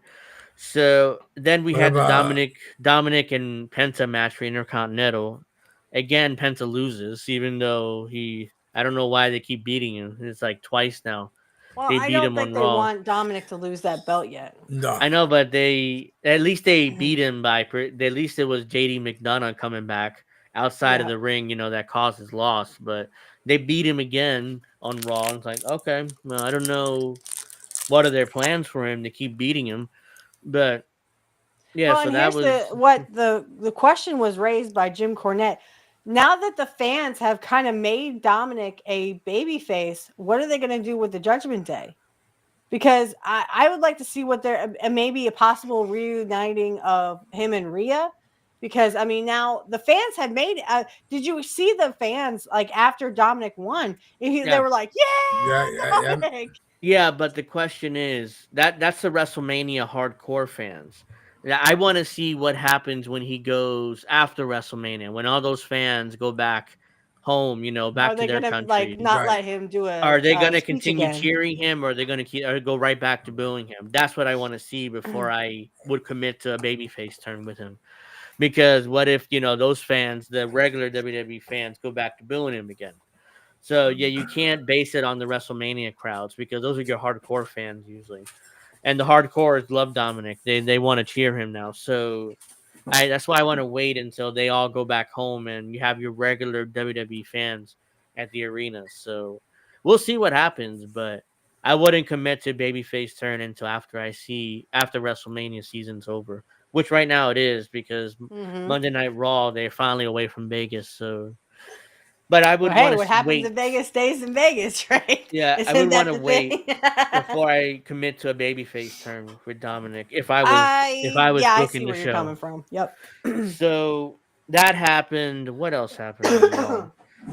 Other than the Seth Rollins segment, where they revealed Braun Breaker. I I don't mean, remember what really, they else. didn't say anything. They didn't bring anything to rest. They just kind of, oh, the greatest wrestler today is Yes. Seth Rollins, and then Yeah. Black I forgot. Mussolini I comes forgot to. out. I remember now what something else. Gunther beat up Michael Cole and Pat And McAfee. Pat McAfee, and now he's suspended indefinitely. I went, Yeah. I guess he's taking a vacay too, huh? Yeah, he's going away on vacation. But he'll be back, and I hope they don't do a Pat McAfee Gunther match. Like, I hope they don't go in that He's a direction. football guy. I mean, these Yeah. football guys. Also, just really quick, I want to make mention. Rest in peace. Mongo McMichael passed away this past week as well. Yes. Oh yeah, He was yeah. very sick for a very long time. He had I Yep. think, cancer, I believe. or was it ALS? I think Yeah, I he had believe Was it it was ALS. ALS? ALS. Okay, Yes. so it was Yeah. ALS. And they showed a picture of him in the hospital on his last day. He did Mm-hmm. not look like himself. So No. let's remember him. On my latest episode of Nobody Beats Kurt Hennig, Nobody, I actually have matches dedicated to him and Kurt in WCW because they did face each other Yeah. a couple of times in WCW. Yeah, he was okay in the ring, but he needed someone like that knew how to wrestle, like a Kurt Hennig, to lead him by. If somebody led him, he can have a good match. But Same with if Pat he, McAfee here. yeah, I'm sure Pat McAfee's a great athlete, but I But he's really a want to see him football in the guy. yeah. Right. And I love how Brian Last is like, I wish football season would just come into it because I mean Pat McAfee, I agree he screams into the microphone and stuff, but Yeah, I mean when you're a commentator, you kind of have to be excited about what's yeah, you happening. have to be And excited even though I about. disagree with him on a lot of things, like he gets, come on Cole, let's yeet, And yeah, and yeah, I'm like, Uh-huh. yeah. nope. That's why you got Yeah, that's Gunther. stupid. Gunther had to choke him out. Hey, listen, let me Yeah, tell you I mean, something about. so did you see McAfee's face Yeah, he though? was. yeah. Yes. I mean, he was so red, and he was It like, seemed like it I seemed thought he was like going to throw up on, It on seemed like camera. Gunther kind of laid it in on the sleeper on the chokehold there because he was red Yeah, yeah, yeah. by the time he let it go. So he And probably that's laid what it led to in. his suspension. I went, Yeah, oh, holiday. yeah, No, He gets a it's vacay. no, it's a me. And then I do agree with some people that said both Cole. I love Michael Cole yeah. and Pat McAfee. But my thing is this: we need a heel, and I miss Cody. What's his name? Corey Graves. Corey Corey Graves. Yeah, Graves. Yeah, I mean, I missed they him. they stuck him back in NXT because of Pat McAfee. They wanted to put him back on Raw, Michael Cole, I'm and right. they just threw Corey Graves into NXT. So I'm assuming Pat's gonna go away to sell his injury. Sell his injury, so I'm guessing Corey Graves will be back on Raw next week or tomorrow night. I mean, we'll see Right. what commentary team they put Tomorrow together night, Sunday, honey. But Monday. all Uh-huh. right, yo, keep that water Monday. down, the Hey, angel. don't confuse me. I'll be like, Uh, wait, Uh, tomorrow's Raw? um, so yeah, Always a day ahead. I'm assuming that Corey Graves will be back on Raw at least for this week. But Pat McAfee, once football season starts, he'll go away for like 6 months. He won't see him again because he's covering the NFL, so for ESPN. So he'll Well, go yeah. away, and by SummerSlam time usually, he'll do a SummerSlam, then he's gone after that. So Well, and like I said, he's a football guy. So, I mean, yeah, it's hard to get the football guys into wrestling, especially since, I mean, didn't he have a match with Vince? wasn't it Vince and Pat McAfee? Yeah, he had a match. It's WrestleMania 38. It's Vince's last WrestleMania return out, and Vince beat him in like 2 minutes because of Austin Theory interfering. So Right, Okay, right. well, but that's still, I mean, they knew Pat McAfee's weakness is that mhm, he's just a football guy and he's a mhm. commentator. He's not a very good football guy or commentator, but I mean, he's not really a wrestler, you No, know? but This is I'm what like Kurt was getting And pissed off about in WCW is all these football guys were coming into wrestling. Oh, we can yeah. wrestle, and Goldberg can't wrestle. It was Goldberg. It was Steve McMichael. It was somebody else, some other Kevin football Green. player. Kevin Green. Yeah, he Kevin came Green used uh, to in. come in Yeah, every once in a while. wow, yeah, Kevin Green, wow, yo, yeah. stuff. I didn't Okay, know Kevin Green okay, actually played for the okay. Steelers. Yeah, he Yeah, did. I That forget was the years he played, but he played for the Steelers. I was like, Kevin uh yeah, Green played for the Steelers? yeah, yeah. yeah. 'Cause He, I think he played with I the was like, Rams.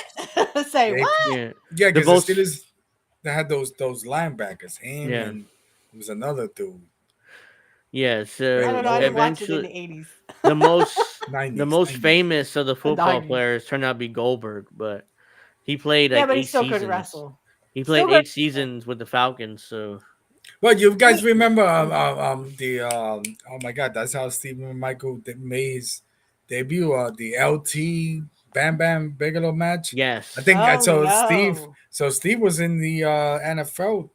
in '94. Yeah, I think it Yeah. was. No, Yeah, '93. Was it '94 that main event? yeah, he was right. He was part of the Yeah, yeah, that crew. Right, right. yeah. It was I'm not saying WrestleMania. Steve McMichael didn't, he knew the moves and they at least got him into Atlanta, although Yeah, Atlanta was not a good place for Steve McMichael to learn wrestling. No, If you the wanted to learn power plant. wrestling No. school, probably you wanted to do, I don't know if Vern was doing school by this time, but like a Vern Gagne school or Yeah, like someone who actually was in the territories and knew what the fuck they were we're, doing. and he did the the po- mic. He did the announcing too. Not yeah, the he would do some announcing too, but and he. and wait a minute. I'm sorry, Angel. Hmm. Wasn't Stone Cold Steve Austin stole his wife? That's messed up. He didn't steal He. his wife. I'm Deborah and sorry. him were already divorced in '98. Yeah, I looked this up Uh too because I was interested in that. huh. Yeah, even though they were feuding on the as a storyline, him and Deborah, and they were using Jeff Jarrett as the thing because Yeah. Right. that Yeah. they were that relationship was completely platonic. But Hmm. Deborah said she got tired of Steve partying. Mm. I mean, he was a big partier Well, and a big drinker. he got to hanging out with some of the WCW guys, and he continued. He partied with them and drank Oops. with them. So And I don't know who his think there was a friends were little cheating exactly in going on WCW, there. but Maybe Ric He Flair, hung in there till probably. '98, and then she divorced him the in Four '98. Horsemen. Uh huh. Was it McMichael and the Four Horsemen? I believe he. Yes, Yes, he Yeah, was. but that's why he got with Deborah Flair and had stuff, already and left him on the storyline. yeah, Flair. He Was got with already using Jeff Flair. Jarrett, He got with Flair and the Four Horsemen, and and they because like to Jarrett drink. was part of So the Four Horsemen as well. yeah, Even though Eric Bischoff is like Jeff Jarrett, he was never the four. Or someone was saying Jeff Jarrett was not a Four Horseman. Yes, Jeff Jarrett was in the Four Horsemen. Just So but was like Kurt, Bischoff. but he ended up breaking them up. so it's Like like Paul how Roma. did how did Bischoff forget that he put him in the Four Horsemen? If it was Bischoff, I don't know. I don't know. Bischoff just says, I mean, he wasn't in very long. That's because Kurt had come in and Flair wanted Kurt to come into the Four Horsemen. Mm. Yeah, If you remember around that time, it Mhm. wasn't making any sense. He's like, I don't want to join the Four Horsemen. And then he joins the Four Horsemen 2 weeks before he turns on them at Fall Brawl. It made no fucking sense whatsoever, but it was an Eric Bischoff idea, So, Yeah. but I mean, it's the reason why they kicked Jared out is because Kurt had just come into WCW and they wanted Kurt in the Four Horsemen. yeah. So Jarrett was just kind of So Jared, dispatched. they just kind of, Jared out. Wow. And that's what I think that drove Jarrett to go back to WWF because they had nothing for him. So Yep. he went back there. He just and, had that thing with Steve Mongo McMichael, and he Yeah. went back down to the mid card. Yeah, so he left and went back to WWF, Whereas and Kurt was sort of pushed to the main events, but I mean, even when Kurt went to the NWO, I think this was bad for him because he went right back down. yeah, the They slid him right back NWO was with the NWO. It just wasn't, No, but Whoa. Jarrett But he came was back. in a lot of main events. Kurt was even Yeah. when he was in the NWO.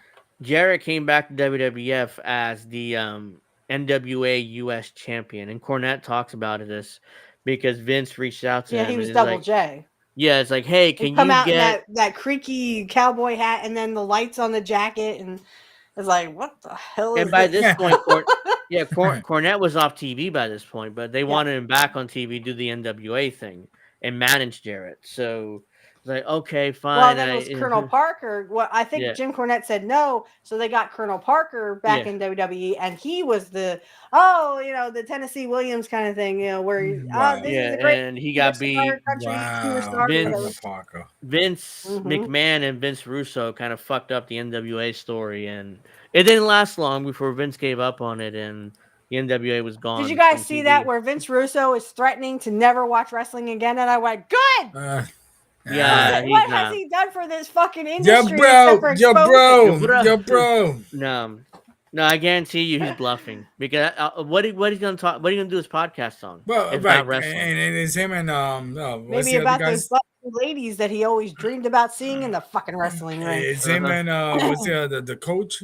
Jonathan Coachman. He does his podcast mostly with I don't know. I don't watch it. It's him, some other dude, and Al Snow appears a lot Oh God, Al on his Snow. podcast. I wasn't much for Al Snow, y'all. I I wasn't a big ECW person either. EC Dub. Ah, Hey, Steph. You know what? The one thing about Al Snow that you probably would like what? the head. Yeah, for some reason that gimmick ran so long, and even I think he does he was on Netflix. And you can see the commentators just going, "Ah, he's got his little head." Right. He was I think it was the OEW or OW. OVW, yeah, he owned it. Yes. I think he Right. sold it recently. He doesn't own it anymore. Okay. But Yeah, I was gonna say because he got it from Jim Cornette, I believe. he Jim got was it talking from about that. he got it from Danny Davis, I think, because Cornette had left long Yeah, before. Cornette had left, but they gave Yeah, it to. he still owned some shares until recently, I think. Yeah. So it was sold to Al Snow eventually, and then Al I Snow just wasn't sold much it for to- Al Snow. Right, and then he Wow. did Just an that. ECW guy, wasn't interested. Right, and he did that. Well, props to them that they did the Netflix thing. Some Yeah. show. I forgot what's the name of that show.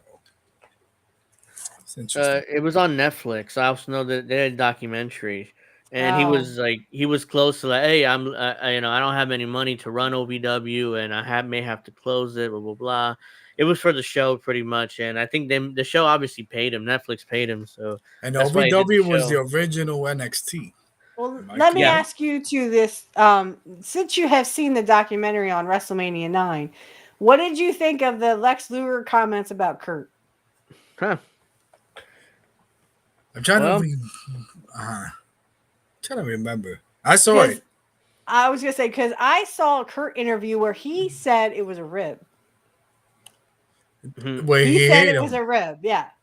Where he hit him with Shawn Michaels. Is that the one? No. No, the one with Luger. But Him that and would be Luger, the start of the Shawn Michaels Mr. Perfect conflict. which or never went feud. anywhere, did it? Never went anywhere. It because did until SummerSlam, and then they just kind of went, "Oh, okay, that's it." yeah, it didn't really But go he did anywhere. 3P. Mr. Yeah. Perfect did 3P, but it was on a house show, Yeah, and he had to give the belt back anyway to Shawn. yeah. But he I won. mean, but no, like in the if you saw the documentary, Lex Luger, because we had watched. I know Angel, you and I watched it on one of my show. I don't know if D was on or not, but we had seen an interview that was done with the co-host of Kevin Nash's podcast, Sean Oliver. Yeah, Sean Oliver. Yeah, he ran kayfabe commentaries before Right. it closed down. But yeah. he actually does an interview with Lex Luger, and Luger was like, and he kind of said the same thing where he thought it was a rib. Yeah. But if you listen to Kurt's promo, he couldn't say the narcissist Lex Luger. So Yeah. it wouldn't Oh, surprise yes. me that he was all caffeinated up and like, Right. Luger- I forgot. Luger shit." said he was caffeinated up, and Jim Cornette assumed it was the powder, the snow, that Kurt was on. Yeah, no. Instead No of way. instead of like soda or coffee, whatever has caffeine in it. So I think he had a Wow. bunch of caffeine. Probably caffeine pills because either I think they had Cornette or them back Brian. then. I think it might have been Brian Last who said he was on the snow, but it wasn't Yeah, Jim. no, But because Jim was like, yeah, no way, Mm. no way was Kurt on there, not on that. Mhm. But when they hooked up, Luger's like, he's like, Kurt said, "What are we doing? What are what are we you doing?" doing, He man? What are you forgot doing? the Like, whole match. they're locked up, and it's like and Sean's like, "Well, I mean, did you remember the match?" He's like, match. "Parts of it." Parts of But Kurt remembered some of it as the match went on, and okay. Luger said he apologized and apologized, but I think Kurt said that was a big rib. Gotcha. But if you watch the match at WrestleMania 9, there's really you can't tell. Yeah, All you can tell is that Luger was kind of I guess I don't know if Kurt called a spot, but like when he went to hit Luger backs up like that because I guess he wasn't expecting it. So my guess is that it probably was a rib, and then Luger is like, well, he should have gotten an Oscar because he just apologized and said he forgot the match. But it doesn't look bad. The match does not look bad. No, it wasn't. It was pretty good for a Luger match. That was the best match on the card. The worst was the Bret Hart thing. Oh God, and that then was Hogan crazy. becoming champion again. Because it was worse than that. That main event, the story, Bret claimed that second night main event, that was worse than Hogan getting the belt back from Yokozuna. Bret claimed that he was supposed to beat Yokozuna and retain the belt. That was the initial plan. And then he realized Hogan was on the card. He's like, "Oh shit!" And then, don't worry, pal. I mean, he's just going for the tag titles, and you don't have to worry about Hogan. Yeah, but they didn't get the tag titles. No, he's supposed to get the tag titles, but Hogan's like, "Oh, doesn't work for me, brother." No, he wanted the heavyweight champion. Yeah, he wanted the world. Vince did exactly what he wanted because, Vince wanted him to go to didn't want him to go to WCW. And the Vegas he ended up going anyway. The story was the Caesar's Palace executives wanted Hogan to win the belt because the attendance was slow and they were in Caesar's Palace. So it's like when is Hogan coming? When is Hogan going to be on the card? Is Hogan coming? And he doesn't show up till like the day of. Yeah. He's got this black eye.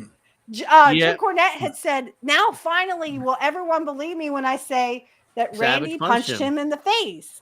And if you listen to the documentary, you listen to Brutus Barber Beefcake. The Jet. If you listen to him, and Hogan too, Hogan's like, "Yeah, a 700-pound jet ski hit me in the eye." Well, if a 700-pound machine hits you in the eye, wouldn't your whole eye be taken out or your whole head would be taken off? I'm a little lost there. His orbital would have been broken. Yeah, I mean, he wouldn't have an eye, right? Yeah. It's a 700-pound machine. It doesn't give. Instead, you give. Hogan swears up and down that it was a jet ski story. And I didn't buy it. And it's like, no, it looks like he got punched in the face. Yeah, it literally looks like he got punched in the face because it would have scratched his eye. Yeah. And there would be a bruise all over his head. And then, all this area. And I remember that WrestleMania, Randy Savage even made fun of it. It's like, at least I don't have cheap shot. Oh, a cheap shot. At least I don't have a black eye. So he made fun of it on commentary. Yeah, he did. Yeah, everybody knows that was a payback for Randy for what happened with Elizabeth. He blamed Hogan for what happened with Elizabeth. And that was it, And Hogan swears up and down the jet ski story. Oh, Hogan makes shit up all the time. I literally said out loud, "No one's going to believe you, Hogan, because we all know you lie and make up shit." It's like the man who cried wolf all the time. Recently, Jim Cornette, they went through his book, his autobiography, and it's like, well, he claimed to be there during the Jerry Lawler, Andy Kaufman story, but Cornette's like, there's no way that's true. He's 1979. He wasn't there. He was there like in 80, 81 after the Kaufman story happened. So he wasn't there. And Hogan put himself there somehow in that story, and then he tried to shake Andy Kaufman's hand, but he was scared of him. Kaufman was scared of him. And but you weren't there. There's no way you could have been there. 79. You were barely in the business in Florida. Yeah. That's what I'm saying. Hogan has cried wolf so many times and has forgotten all the lies he told. He also let me tell you something, brother. He also claimed that Elvis Presley was a fan of his. Yeah. And it's like, there's no way because Presley died in 79 and just started in the business. So there's no way. So, okay. Come on, Some a little Hogan. delusional there. Right. Maybe John Lennon, of course, he died in 1980. Yeah. So December. again, he wouldn't have been a Hogan fan. So I And don't Hogan think. was I mean, Hulkamania was not a thing in '79. Last time I checked. It started in like '83 in AEW, Exactly. 83 to AWA. 84. And that was thanks to Vern Gagne and Greg Gagne. Mm-hmm. So that's why I was then, like, Hogan, you really want me to believe the 700-pound machine hit you in the eye and it didn't take your whole fucking head off? And then Brutus is always, that lackey. Like, Brutus is a Hogan lackey. I mean, the only reason why he lasted that long in wrestling because him and Hogan were best friends. We're friends, yeah. Until recently, but he still backs up the jet ski story. It's like it's not true. There's no way that could be true. There's no way. There's no physically possible way you can get hit in the face with a 700-pound machine and still live to tell the tale. Right.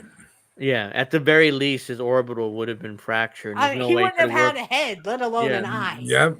There's no way it could have worked. And it was just around here. It wasn't the whole face. Well, tell that to Brutus too. I mean, Brutus. Yeah, he got hit by a person who was parasailing. He got hit right in the face with this person's knee. He nearly died. Yeah, he nearly died. They had to reconstruct his own face. His eyes were hanging out. His eye was hanging. They had to reconstruct his own face. His whole face. So if Hogan got hit by a 700-pound machine, trust me, they would have to do the same for Hogan. Yeah, imagine a knee. Just hit me in the eye. Oh, shucks. I think that's why they replayed that thing. The knee, the parasailing accident that Brutus went through nearly killed him. It broke his entire face. Imagine, it's a knee. Imagine a jet ski. Right. There's no way. Imagine a 700-pound jet ski hitting you in the face. Trust me, you would probably be worse off than Brutus Beefcake. No, the funny thing is that he probably was in the shores of Tampa, just with the jet ski. Like, come on, man. And he got if it hit him in the head, it would have, if it just kind of grazed the head, that's one thing. But if it hits you full blown in the eye, I mean, you're not living through that. Other people in the documentary, him, they were like, I think Savage may have punched Hulk. I mean, they didn't even no one bought that story. That was someone had said Randy told him that. Yeah. Randy had Scott Steiner. Scott Steiner's like, well, Randy told me that story personally. He punched Hogan in the face. He punched Hogan in the face. And Scott Steiner he's no bullshitter. He'll tell you exactly what he thinks. Scott but Steiner, he can't speak English half the time. Yeah. In his promos. I just like that. English. I have the Steiner math promos. I have a 33%, 31% chance. Trainer just did one. He did something similar. And he sounded just like Scott. I swear to you. This is Rick Steiner's son, but he sounds and acts like Scott. 6% chance to win.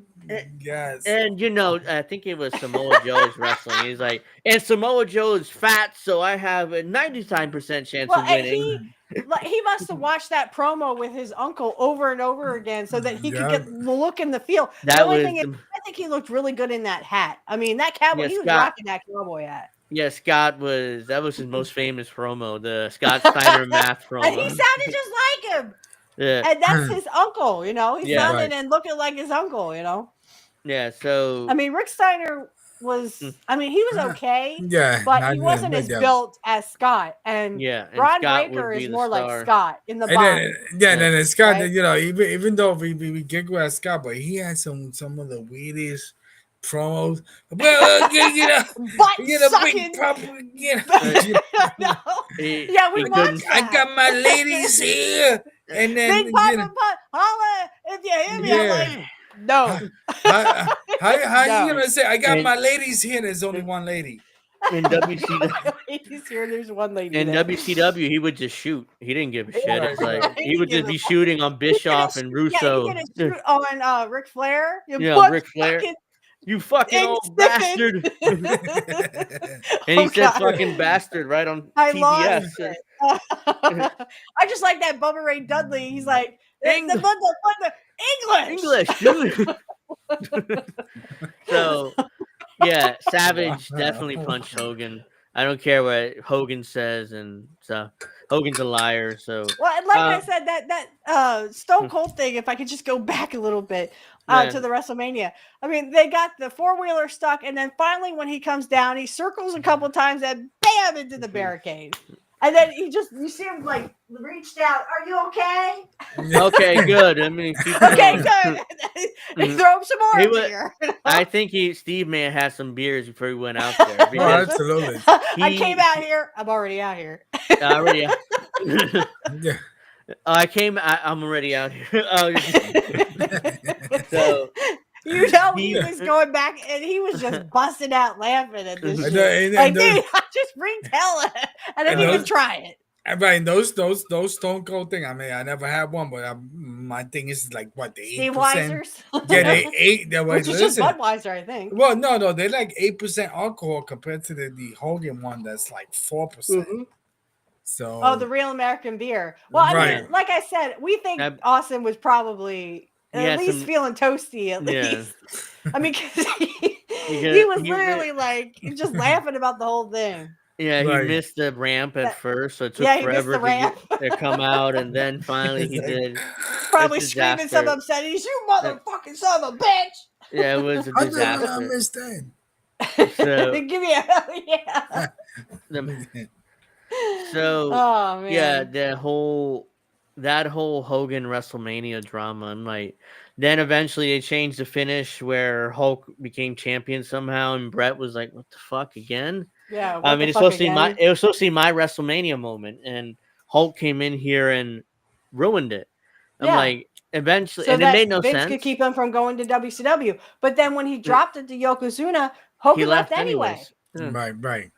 So initially, Vince told Bret, "Oh, don't worry, pal, because we're gonna do Bret Hart versus Hulk Hogan at SummerSlam, and Hogan's gonna put you over clean, and he'll leave." I've seen those pictures. There has to be pictures somewhere because I've seen them of Bret on one side and Hogan on the other side, and they're tugging on the belt. Yeah, so Bret swears up and down. There's photos of him and Hulk with like doing tug of war over the belt. Yeah, that's supposed to happen at SummerSlam that year, and Hulk didn't want to do the job, so no, he didn't want to drop it to Bret. He said, just like he said with Kurt in '89, "Oh, he's not in my league." Oh no, they're above your league, honey. They're second generation. They know what the fuck they're doing. Eventually, he went back. He came back at King of the Ring and dropped it back to Yokozuna, and then left. We never saw him until like 8 years later in 2001 when he came back. Right. So, yeah, the Yokozuna, he dropped it back to Yoko. Never saw him again. And you never saw him again. And then he landed in WCW, and that's where Kit will show you that when he comes in, what the hell is this? Or he doesn't say hell, but there's no Hulkamanias here. Hulkamaniacs. Yeah. So, and it's Kevin Sullivan in the what is it, Dungeon of Doom or something? Yeah, that Dungeon of Doom angle was awful. Right. Oh, it was awful. Oh, they brought it. They culminated in like that triple cage match. It was 2-on-12. Yeah. It was Hogan and Savage versus like 12 dudes in Dungeon of Doom, and they beat them all. They beat them all. It was ridiculous. Was there. I'm glad I didn't watch WCW then. I'm watching more WCW now because of Rick Rude. I get to see Rick Rude when he was against Sting, and he was in that. Paul Heyman was his manager in that Dangerous Alliance. I got to see their War Games, and that's where Bobby Eaton and Larry Sabisco were in there together. Yeah. And then it was like Sting. I want to say. Oh geez, I forgot now. The Natural Blondes, let's go. Let's go. Austin and Pillman. Pillman. Yes, I look. I think with WCW. Flying Brian, as he was called. Yes, yeah. I enjoy. It's funny with WCW. Their flagship thing was the Saturday show that they had. Saturday night. Right. Saturday night. Yeah, that was a play on Saturday night's main event. And then it's funny. It's crazy because Scott Hall appeared on that show before Nitro, and just to think that Nitro was that thing that they're working on. I enjoy WCW. Look, my thing is this way with WCW. I enjoy competition, and competition makes things better. WCW is one of those things where you I kind of enjoyed WCW. I kind of, Yeah. but once they took over, Right. kind of enjoyed Because WWE a little bit more. whoever Yeah, came up with the NWO was, I mean, whether it was Bischoff, Greg Gagne, whether it was just the Outsiders, whoever came up with this idea of the NWO, which is a faction within the company, but they were rebels and they thumbed their nose at authority and stuck their middle fingers up, so to speak. It was a great idea, and it really got people to they didn't know because how to follow the it up. middle class was shrinking, and there was a lot of authority figures out there that we didn't want to listen to. I was part of them. I was like a kid in the 90s. Yeah. But still, I mean, there I was a wasn't lot born of in the 90s. authority. Come Like on. rich people were talking down to poor people, and the middle class felt lost. So when the NWO came into it, it literally was the middle class's way of saying "fuck you" to the man. Yeah, Bischoff claimed that it was his idea initially, but I think it's Japan. there were other people who came up with NWO and came up with black and white and stuff. But initially, it was his idea. At least that's what he claims. So Now, my I don't know. understanding, Angel, that he got the idea from an angle in Japan. Or Yeah, something. I heard. I'm not sure if Bischoff confirmed that, but he did. That angle was in Japan initially. New Japan. That's New Japan angle, which they stole and made into the NWO. But And that's why they had the and then- Japanese wrestler. What's his Yeah. name? They had a Great Japanese Muta? wrestler. they had had a many Jap- of them. They had a lot of them. Great Especially Muta in was the- one. Right. Matter of fact, yes. Muta. Yeah, the Muta. Great Muta. Yeah, he would Yeah. be the NWO, and he would go international with the NWO. Mhm. Yeah.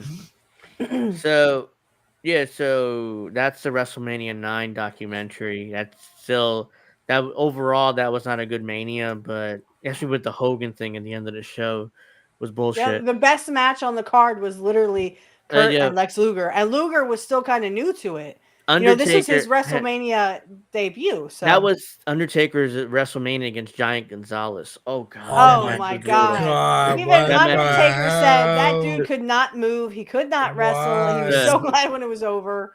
He Yeah, spoke a little bit of English. Yeah, Very little English. Yep. Giant Gonzalez was up. It literally was in WCW, and they wanted remember. Mark to work with him, and that's why part of the reason why he left.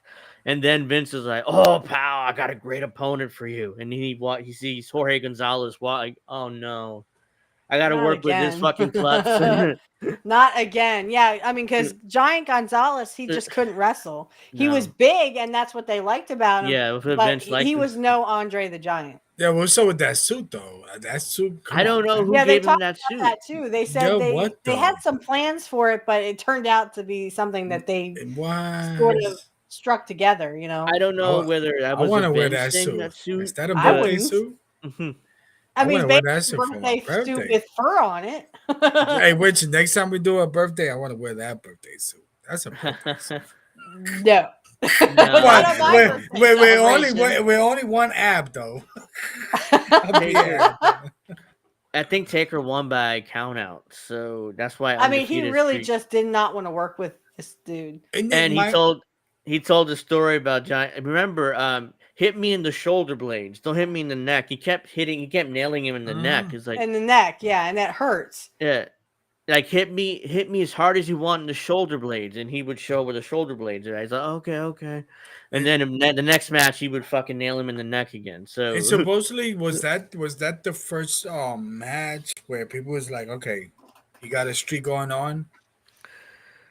The streak wasn't acknowledged until years later, I think. Yeah, in the I know. 2000s. Okay, gotcha. Yeah, in the 2000s when it's like, oh, he's 10-0, 11-0, 12, 13, and it kept going. Yeah, I mean that was definitely a lose at WrestleMania because he got counted out anyway.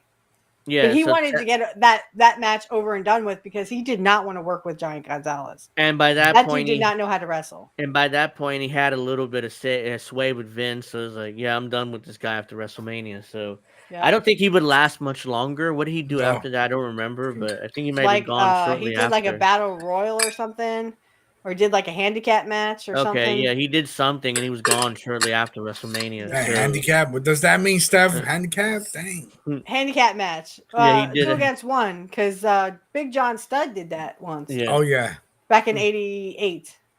Oh my goodness. when he Big came John. back in 88 and 89. And then it's Big funny John because Big Studd. John Studd is like Big John Studd, but Uh-huh. he was like what, like 6'11" or 6'10"? Like he's not really Yeah, he that wasn't big. as tall as Andre, though. Right. No. He actually pissed Andre off once. Yeah, He wanted to be Andre the Giant, but he wasn't. Yeah, and he did that match at WrestleMania 1 where they had the money that they had, like money they had to win. Oh, Okay. 250,000, something like that. Yep. Andre won, and it was a body slam challenge. That's what it was. Somebody said, it's funny. So somebody did mention that they should bring those matches, like those $10,000 matches or whatever the case might be. And they said, "Oh well, WrestleMania. That if you won the Royal Rumble, you didn't get a WrestleMania shot." Though that didn't work because they're like, "Oh well, that didn't happen until 92 or 93." Yeah, it was But 93. Which is so bullshit because then, okay, so Hogan won 2 Royal Rumbles back in the back, And he was a 1990 and WWF champion. 1991. He was But then in champion both times. 1991, he got to face Slaughter at WrestleMania 7. Yeah. wow. So that doesn't hold water. Right. Yeah, he won the Rumble and then faced Slaughter, even though that wasn't really Now in acknowledged. 92, they tried something different. Oh, whoever wins the Royal Rumble becomes the champion. Because So, if you and that was Ric Flair. remember, that was the Undertaker Hulk Hogan drama in November where Right. they would switch the They- belt like quickly. How did they strip Undertaker of the belt though? It was they stripped Hogan because Oh, they Taker was stripped champion Hogan. first, and then he won it that Tuesday in Texas. That pay-per-view did once. And then Oh. they stripped it from Hogan because it was a controversial finish or whatever, and they put it up at the Royal Rumble 92. That's when Flair won, and Flair was Right. champion. Flair at won WrestleMania. because they said whoever won the Royal Rumble would become the new champion. And So then at Royal Rumble 93, guess what? Now Yokozuna got a chance to fight Right. Bret Hart at, yeah. but they did that in 91 when Hogan won the Royal Rumble again. He won it Yeah. twice in a row, 1990 and 1991. And that was the year that Savage forgot the rules and tried to pin Yokozuna. So Savage would forget the rules regularly. Yeah. I do remember that. Like, dude, you can't win that way. No, but in 92, he would forget the rules too because he would jump over the top to beat up Jake Roberts in 92. Remember that? So he forgot the rules again. It's like 2 years in a row, he forgot the rules. Totally disqualified yourself. And they had, and that's why the Macho is one of the greatest, bro. Yeah, and on Well, commentary. They also said about, how Ric Flair was number 1 in the Royal Rumble and he won the belt. Same thing with Stone Cold Steve Austin. Stone Cold Steve Austin would do that in 97. Yeah. Or, 98. 98. Yeah. So the 98 Royal Rumble, Austin was number 1. And guess what? He won the Royal Rumble, so he got a chance at Shawn Michaels at WrestleMania 14. And he beat him, yeah. That's when he got his first title. And Mike Tyson, and Shawn, come on. Hell, and Shawn was questioning putting him over. Like he didn't want to really do it. And that's when Taker said, "Look, if you don't do it, you got to deal with me." He's taping up his fist. I'll put him over, Steve. Don't worry. I'll put him over, Mark. I'll put him over, Mark. I'll put Steve over. Don't worry. So let's get to SmackDown real quick before we wrap up here because it's 10:30. Oh, that's 10:20 actually. So I gotta go to the bathroom.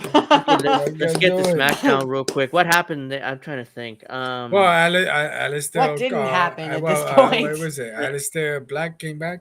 Yeah, Alistair Black came back. I wasn't really impressed. He kicked the Miz, and I wasn't really. Yeah, impressed. he just hit his finish to the Miz, and he sat down. That was so corny. I was just like, ugh. Yeah, and the segment was over. Can't they just give him a fucking match and let me see how he is when he wrestles? No, they have to kick the Miz. Well, he's gonna probably beat the Miz in a match. Because at this point, see more. I want to see what the this big hype was. He was Alistair Black in WWE, and then he went and became the House of Black. In AEW, yeah. Now he's back in WWE. I want to see the House of what Black thing was brutal. I mean, Tony did nothing with it.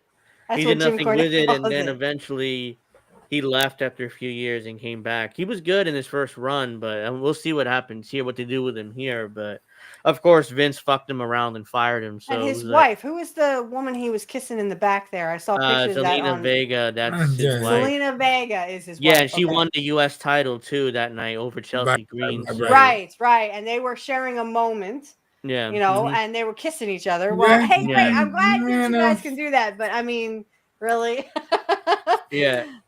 And then So He just didn't tells have a you, match, she did. look, and just tells you like love is love, and she's Puerto yeah. Rican, and that dude. I didn't eh, say that. I didn't say no, anything about her being Puerto Rican. no, I'm just saying, I'm just saying that Selena Vegas love whatever that Uh-huh. across the pond. I'm just saying. I mean, Yeah. more power to them. I'm glad that they're in love and they're married and stuff. But I just think it's funny that she had a match and he didn't. You know, he just got it. He just got He the got a task of kicking segment the Mez in the Right, right, head. right, and right, he right, kicked right, him in right. the Like face and kind of like Rusev, kind of, you know. Yeah. yeah, they I mean, needed I would like to somebody see to more of Rusev too, yeah. because I really didn't get to see him wrestle either. He was in the WWE when I wasn't watching. Yeah, What and I he also was need to do is go back and watch more of Joe Hennig's matches, even though uh, he really they didn't use him right in no. And NXT. no. Wait. You say Joe Henry or Joe Hendry? I No, Joe believe Hennig. it. Let's go. I Hennig. Third believe. generation Joe Yeah. Okay. Hennig. He Sorry. just I'm sorry. Curtis he Axel. Sorry. Vince didn't Oh, put him in the yeah. best situations, and that promo in NXT was brutal. And Well, then he probably had a lot in his head and he couldn't yeah, remember the lines. And yeah, his and dad then could come up with a promo like that. Doing lines doesn't make any sense. yeah, and then eventually stuck him with Paul Heyman, became Paul Heyman guy, and he won the Intercontinental. Nice moment because him and his dad was Intercontinental champion too. Didn't last long. He took it took away Paul Heyman from him. Then he dropped the Intercontinental and kind of drifted away to the lower card, and then he And was I think, released like I said, eventually. I saw something about Joe might be doing indie stuff. So I'm not really sure, but Yeah, Steph, you know how this Joe? what? I'm It's sorry, up you broke up. you broke up. how Yeah, can you hear me? Yeah. yeah, a little How bit. You're kind of breaking up, but go ahead. no, how old is Joe? How old is he? um, Oh, he just dropped. Joe is he was born in 79, so he's yeah, 7 years older than I am. I'm back. Okay, got you. Okay. Now, did you yeah, say how old is Joe? Okay, so he's still young, basically Joe is 7 years older than me, so 45. yeah, yeah. he would be about 45. Okay. If he's in shape, he can 45, have. 46. If he's in shape, assuming he is, he can have one more run and I maybe mean, but remember, his do. dad was in his 40s and still looked Yeah. amazing. Like, Uh-huh. completely jacked. And I mean, Kurt was big in those days. All Like right. Steph. 2003. I see. He I see had. that. I What? think. He I think. was. Look at him in 2002 and That 2003. He that was is jacked. true. Yeah. Yeah, he can have one more good run if he's in shape and if. That's why I'm saying, Joe, if you're watching this, please call Triple H. I don't think Triple H is going to dick you around like Vince did. I don't know what he would do with him. I mean that you have to reintroduce him to the audience because he You hasn't been around in could, like 10 but years. then I could see him and Braun Breaker having good matches. Him and eventually Cody having good matches. I mean, remember, there's more than one royal family. It's not just Cody Rhodes. It's not just Randy Orton. It's Yeah. This also Joe guy. Hennig. Yes. Yeah, he's a part of that. So maybe they could definitely do something with him, and because you have to reintroduce him. There's a whole new audience. One, and two, don't mention his previous run. If you're gonna take him Curtis seriously Axel. and make him, yeah, like Right. don't mention his previous run. Just ignore But it. don't call him either. Call him Joe Hennig or Uh, call him something like. Yeah, Don't call him Mr. Perfect Jr. either. yeah. That's That was awful. that was an Please idea don't do that, that was an idea that Vince had initially, making Mr. Perfect Jr. But they Mr. scrapped Perfect that Jr. rather quickly. Yeah. No. So that's when the Curtis Axel name came out instead. So it was a little better, but It was better because I mean it's like the Axe, a yeah, combination of Axe and Kurt Hennig. yeah. So Mm-hmm. Curtis So Axel, his yeah, dad and his grandfather. grandfather, yeah, which was Curtis. better, but and then they gave him. That's when they gave him the Intercontinental and Paul Heyman, which didn't last long because him and Paul really had no chemistry. So it just it didn't really work. But I don't think Kurt and Paul had any chemistry. It was more Bobby the Brain Heenan and Kurt had yeah, chemistry. yeah, because I don't think Kurt and Paul ever worked together, did they? They commentated a couple times together, Yeah, but that's yeah. it. Yeah. Yeah, so Because there's I have a picture of Kurt and Paul Heyman's going like this on Kurt's shoulder. So I mean, they might have commentated at the commentating table a bunch of times, but they never wrestled together, or they never were like wrestler and manager. Yeah, so not I like didn't him think and Bobby so. were. Yeah. Well, Bobby worked well with nearly anybody. I mean, I don't remember That's Bobby. true. Once you, it's almost like the Paul Heyman though. Yeah, Once today, you got with Bobby Heenan, you were a top guy. You were a top guy, yeah. You were a top heel, yeah. The same thing with Paul. That's why putting Braun Breaker with him is huge, because they're definitely going to elevate him. They're definitely going to elevate Braun Breaker. Yeah, so that's why I'm saying Joe Hennig and Braun Breaker would be excellent together, because I'm telling you, they would have excellent chemistry. Yeah, because their dads did actually fight. I have an AWA match between Rick Steiner and Kurt. Yeah, so it was back in '85, I think. I think either Cody's gonna win Money in the Bank, or if not, Cody's got to be Braun Breaker, because he has that briefcase. Let's say he has the briefcase and Seth Rollins the champion. There's gonna be tension there between the two. You could build that up over months, and eventually, when he cashes in and becomes champion, I wonder who Paul going to side with. So there's a lot of drama there you could build up rather easily with the Money in the Bank. Yeah, I'm excited as a wrestling fan. Let's go. Yeah, but I kind of also want to put CM Punk in that mix too, because I can see Cena and Punk going at it. Yes. Yeah, because it's clubbing time. Let's go. No, you got the wrong time. It's clubbing time. Oh. When Punk did, I like that promo he did on The Rock. He's like, "Oh, you haven't graced. I would love to say all this to your face, but you haven't graced us with your presence. Can't do that no more. to do your bullshit." You know, like, yeah, and that was real, because Punk never really liked Dwayne. So Punk is definitely going to be a star when that happens. I mean, he's already technically a star, but I mean, he's even more over than he's ever been, I think. Yeah, he is. That's my guy. Yeah, he's a good guy. Yeah, that's what happened. Really nice guy. That's what happened on SmackDown. You know, he actually talked about politics briefly. He's like, "How about we free Palestine?" Oh, and then the funny thing, right? And then I'm sorry, Andrew. Yeah, and then he also because somebody questioned, why is it that you working in a MAGA company or whatever? Yeah, he's like, I'm not gonna just leave because it's MAGA. Right. So he's like, you know what? Let me make this money so I could help those. Yeah. You know what I mean? That was stupid, because it's not his fault that the Triple H is. The Triple H and them sucked the dick of Donald Trump. The Booker's a Trump supporter. Hell, I mean, Linda, his mother-in-law, works in the administration, so it's like. Right. And Triple H was there. Education for poor kids all over the world. Yeah, Triple H was there during Linda's hearing, and it's like he's sitting right behind her the entire time. Behind her, so I mean, they kind of have to, suck the dick a little bit. Yeah. So yeah, like, why are you in a TK? Like, double CK. Like the UFC, the UFC is full of right wingers, and the WWE, they get out. Yeah, the UFC is full of right. Dana White is a big Trump supporter. The owner, the CEO. No of the wonder company. I don't want to. I have never watched UFC, not even when Brock Lesnar was in it. Well, I mean, Stephanie McMahon. I'll bring this up. She got a podcast. Dana White was her Stephanie's Places. Your first guest, yeah. Well, you got Stephanie's Places, and then she got another podcast. It's separate. Yeah, she has two. Oh. And she had Dana White as the number one guy. Now, Dana White bashed her years ago, so a lot of people was like, wow, Dana White with Stephanie, yeah. Yeah. And eventually he told stories about her dad, how, man, your dad really screwed me around for years. I mean, right. With the UFC, because Vince didn't allow the UFC on USA Network early on in the UFC days, because he thought of it as competition.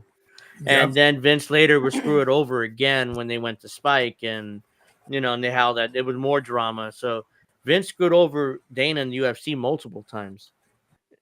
Just like he screwed over other promotions, wrestling promotions. But yeah, well, so I have to go to the bathroom really bad. So we're gonna wrap up anyway. It's like 10:30, and I go to the bathroom too. But yeah, so hope everybody enjoyed this WrestleMania review. We kind of went off the rails in the last 30 minutes, but it's fine. I mean, we enjoyed it. Had a lot of fun doing it. I mean, there wasn't really much about SmackDown other than the John Cena. I didn't have kids because I raised your kids. and I John did a Cena bad and Orton job. I'm like, promo. you didn't raise me, honey, and you Mm. certainly aren't going to raise my son because Mm. I let my son watch Kurt Hennig matches because he knows how to wrestle, Cena. Right, Steph, I'm about to raise your kid. I don't think so. Yeah, so Well, where's the money then, honey? Where's the money, honey? Gotcha. that That's what was my the ex would say anyway.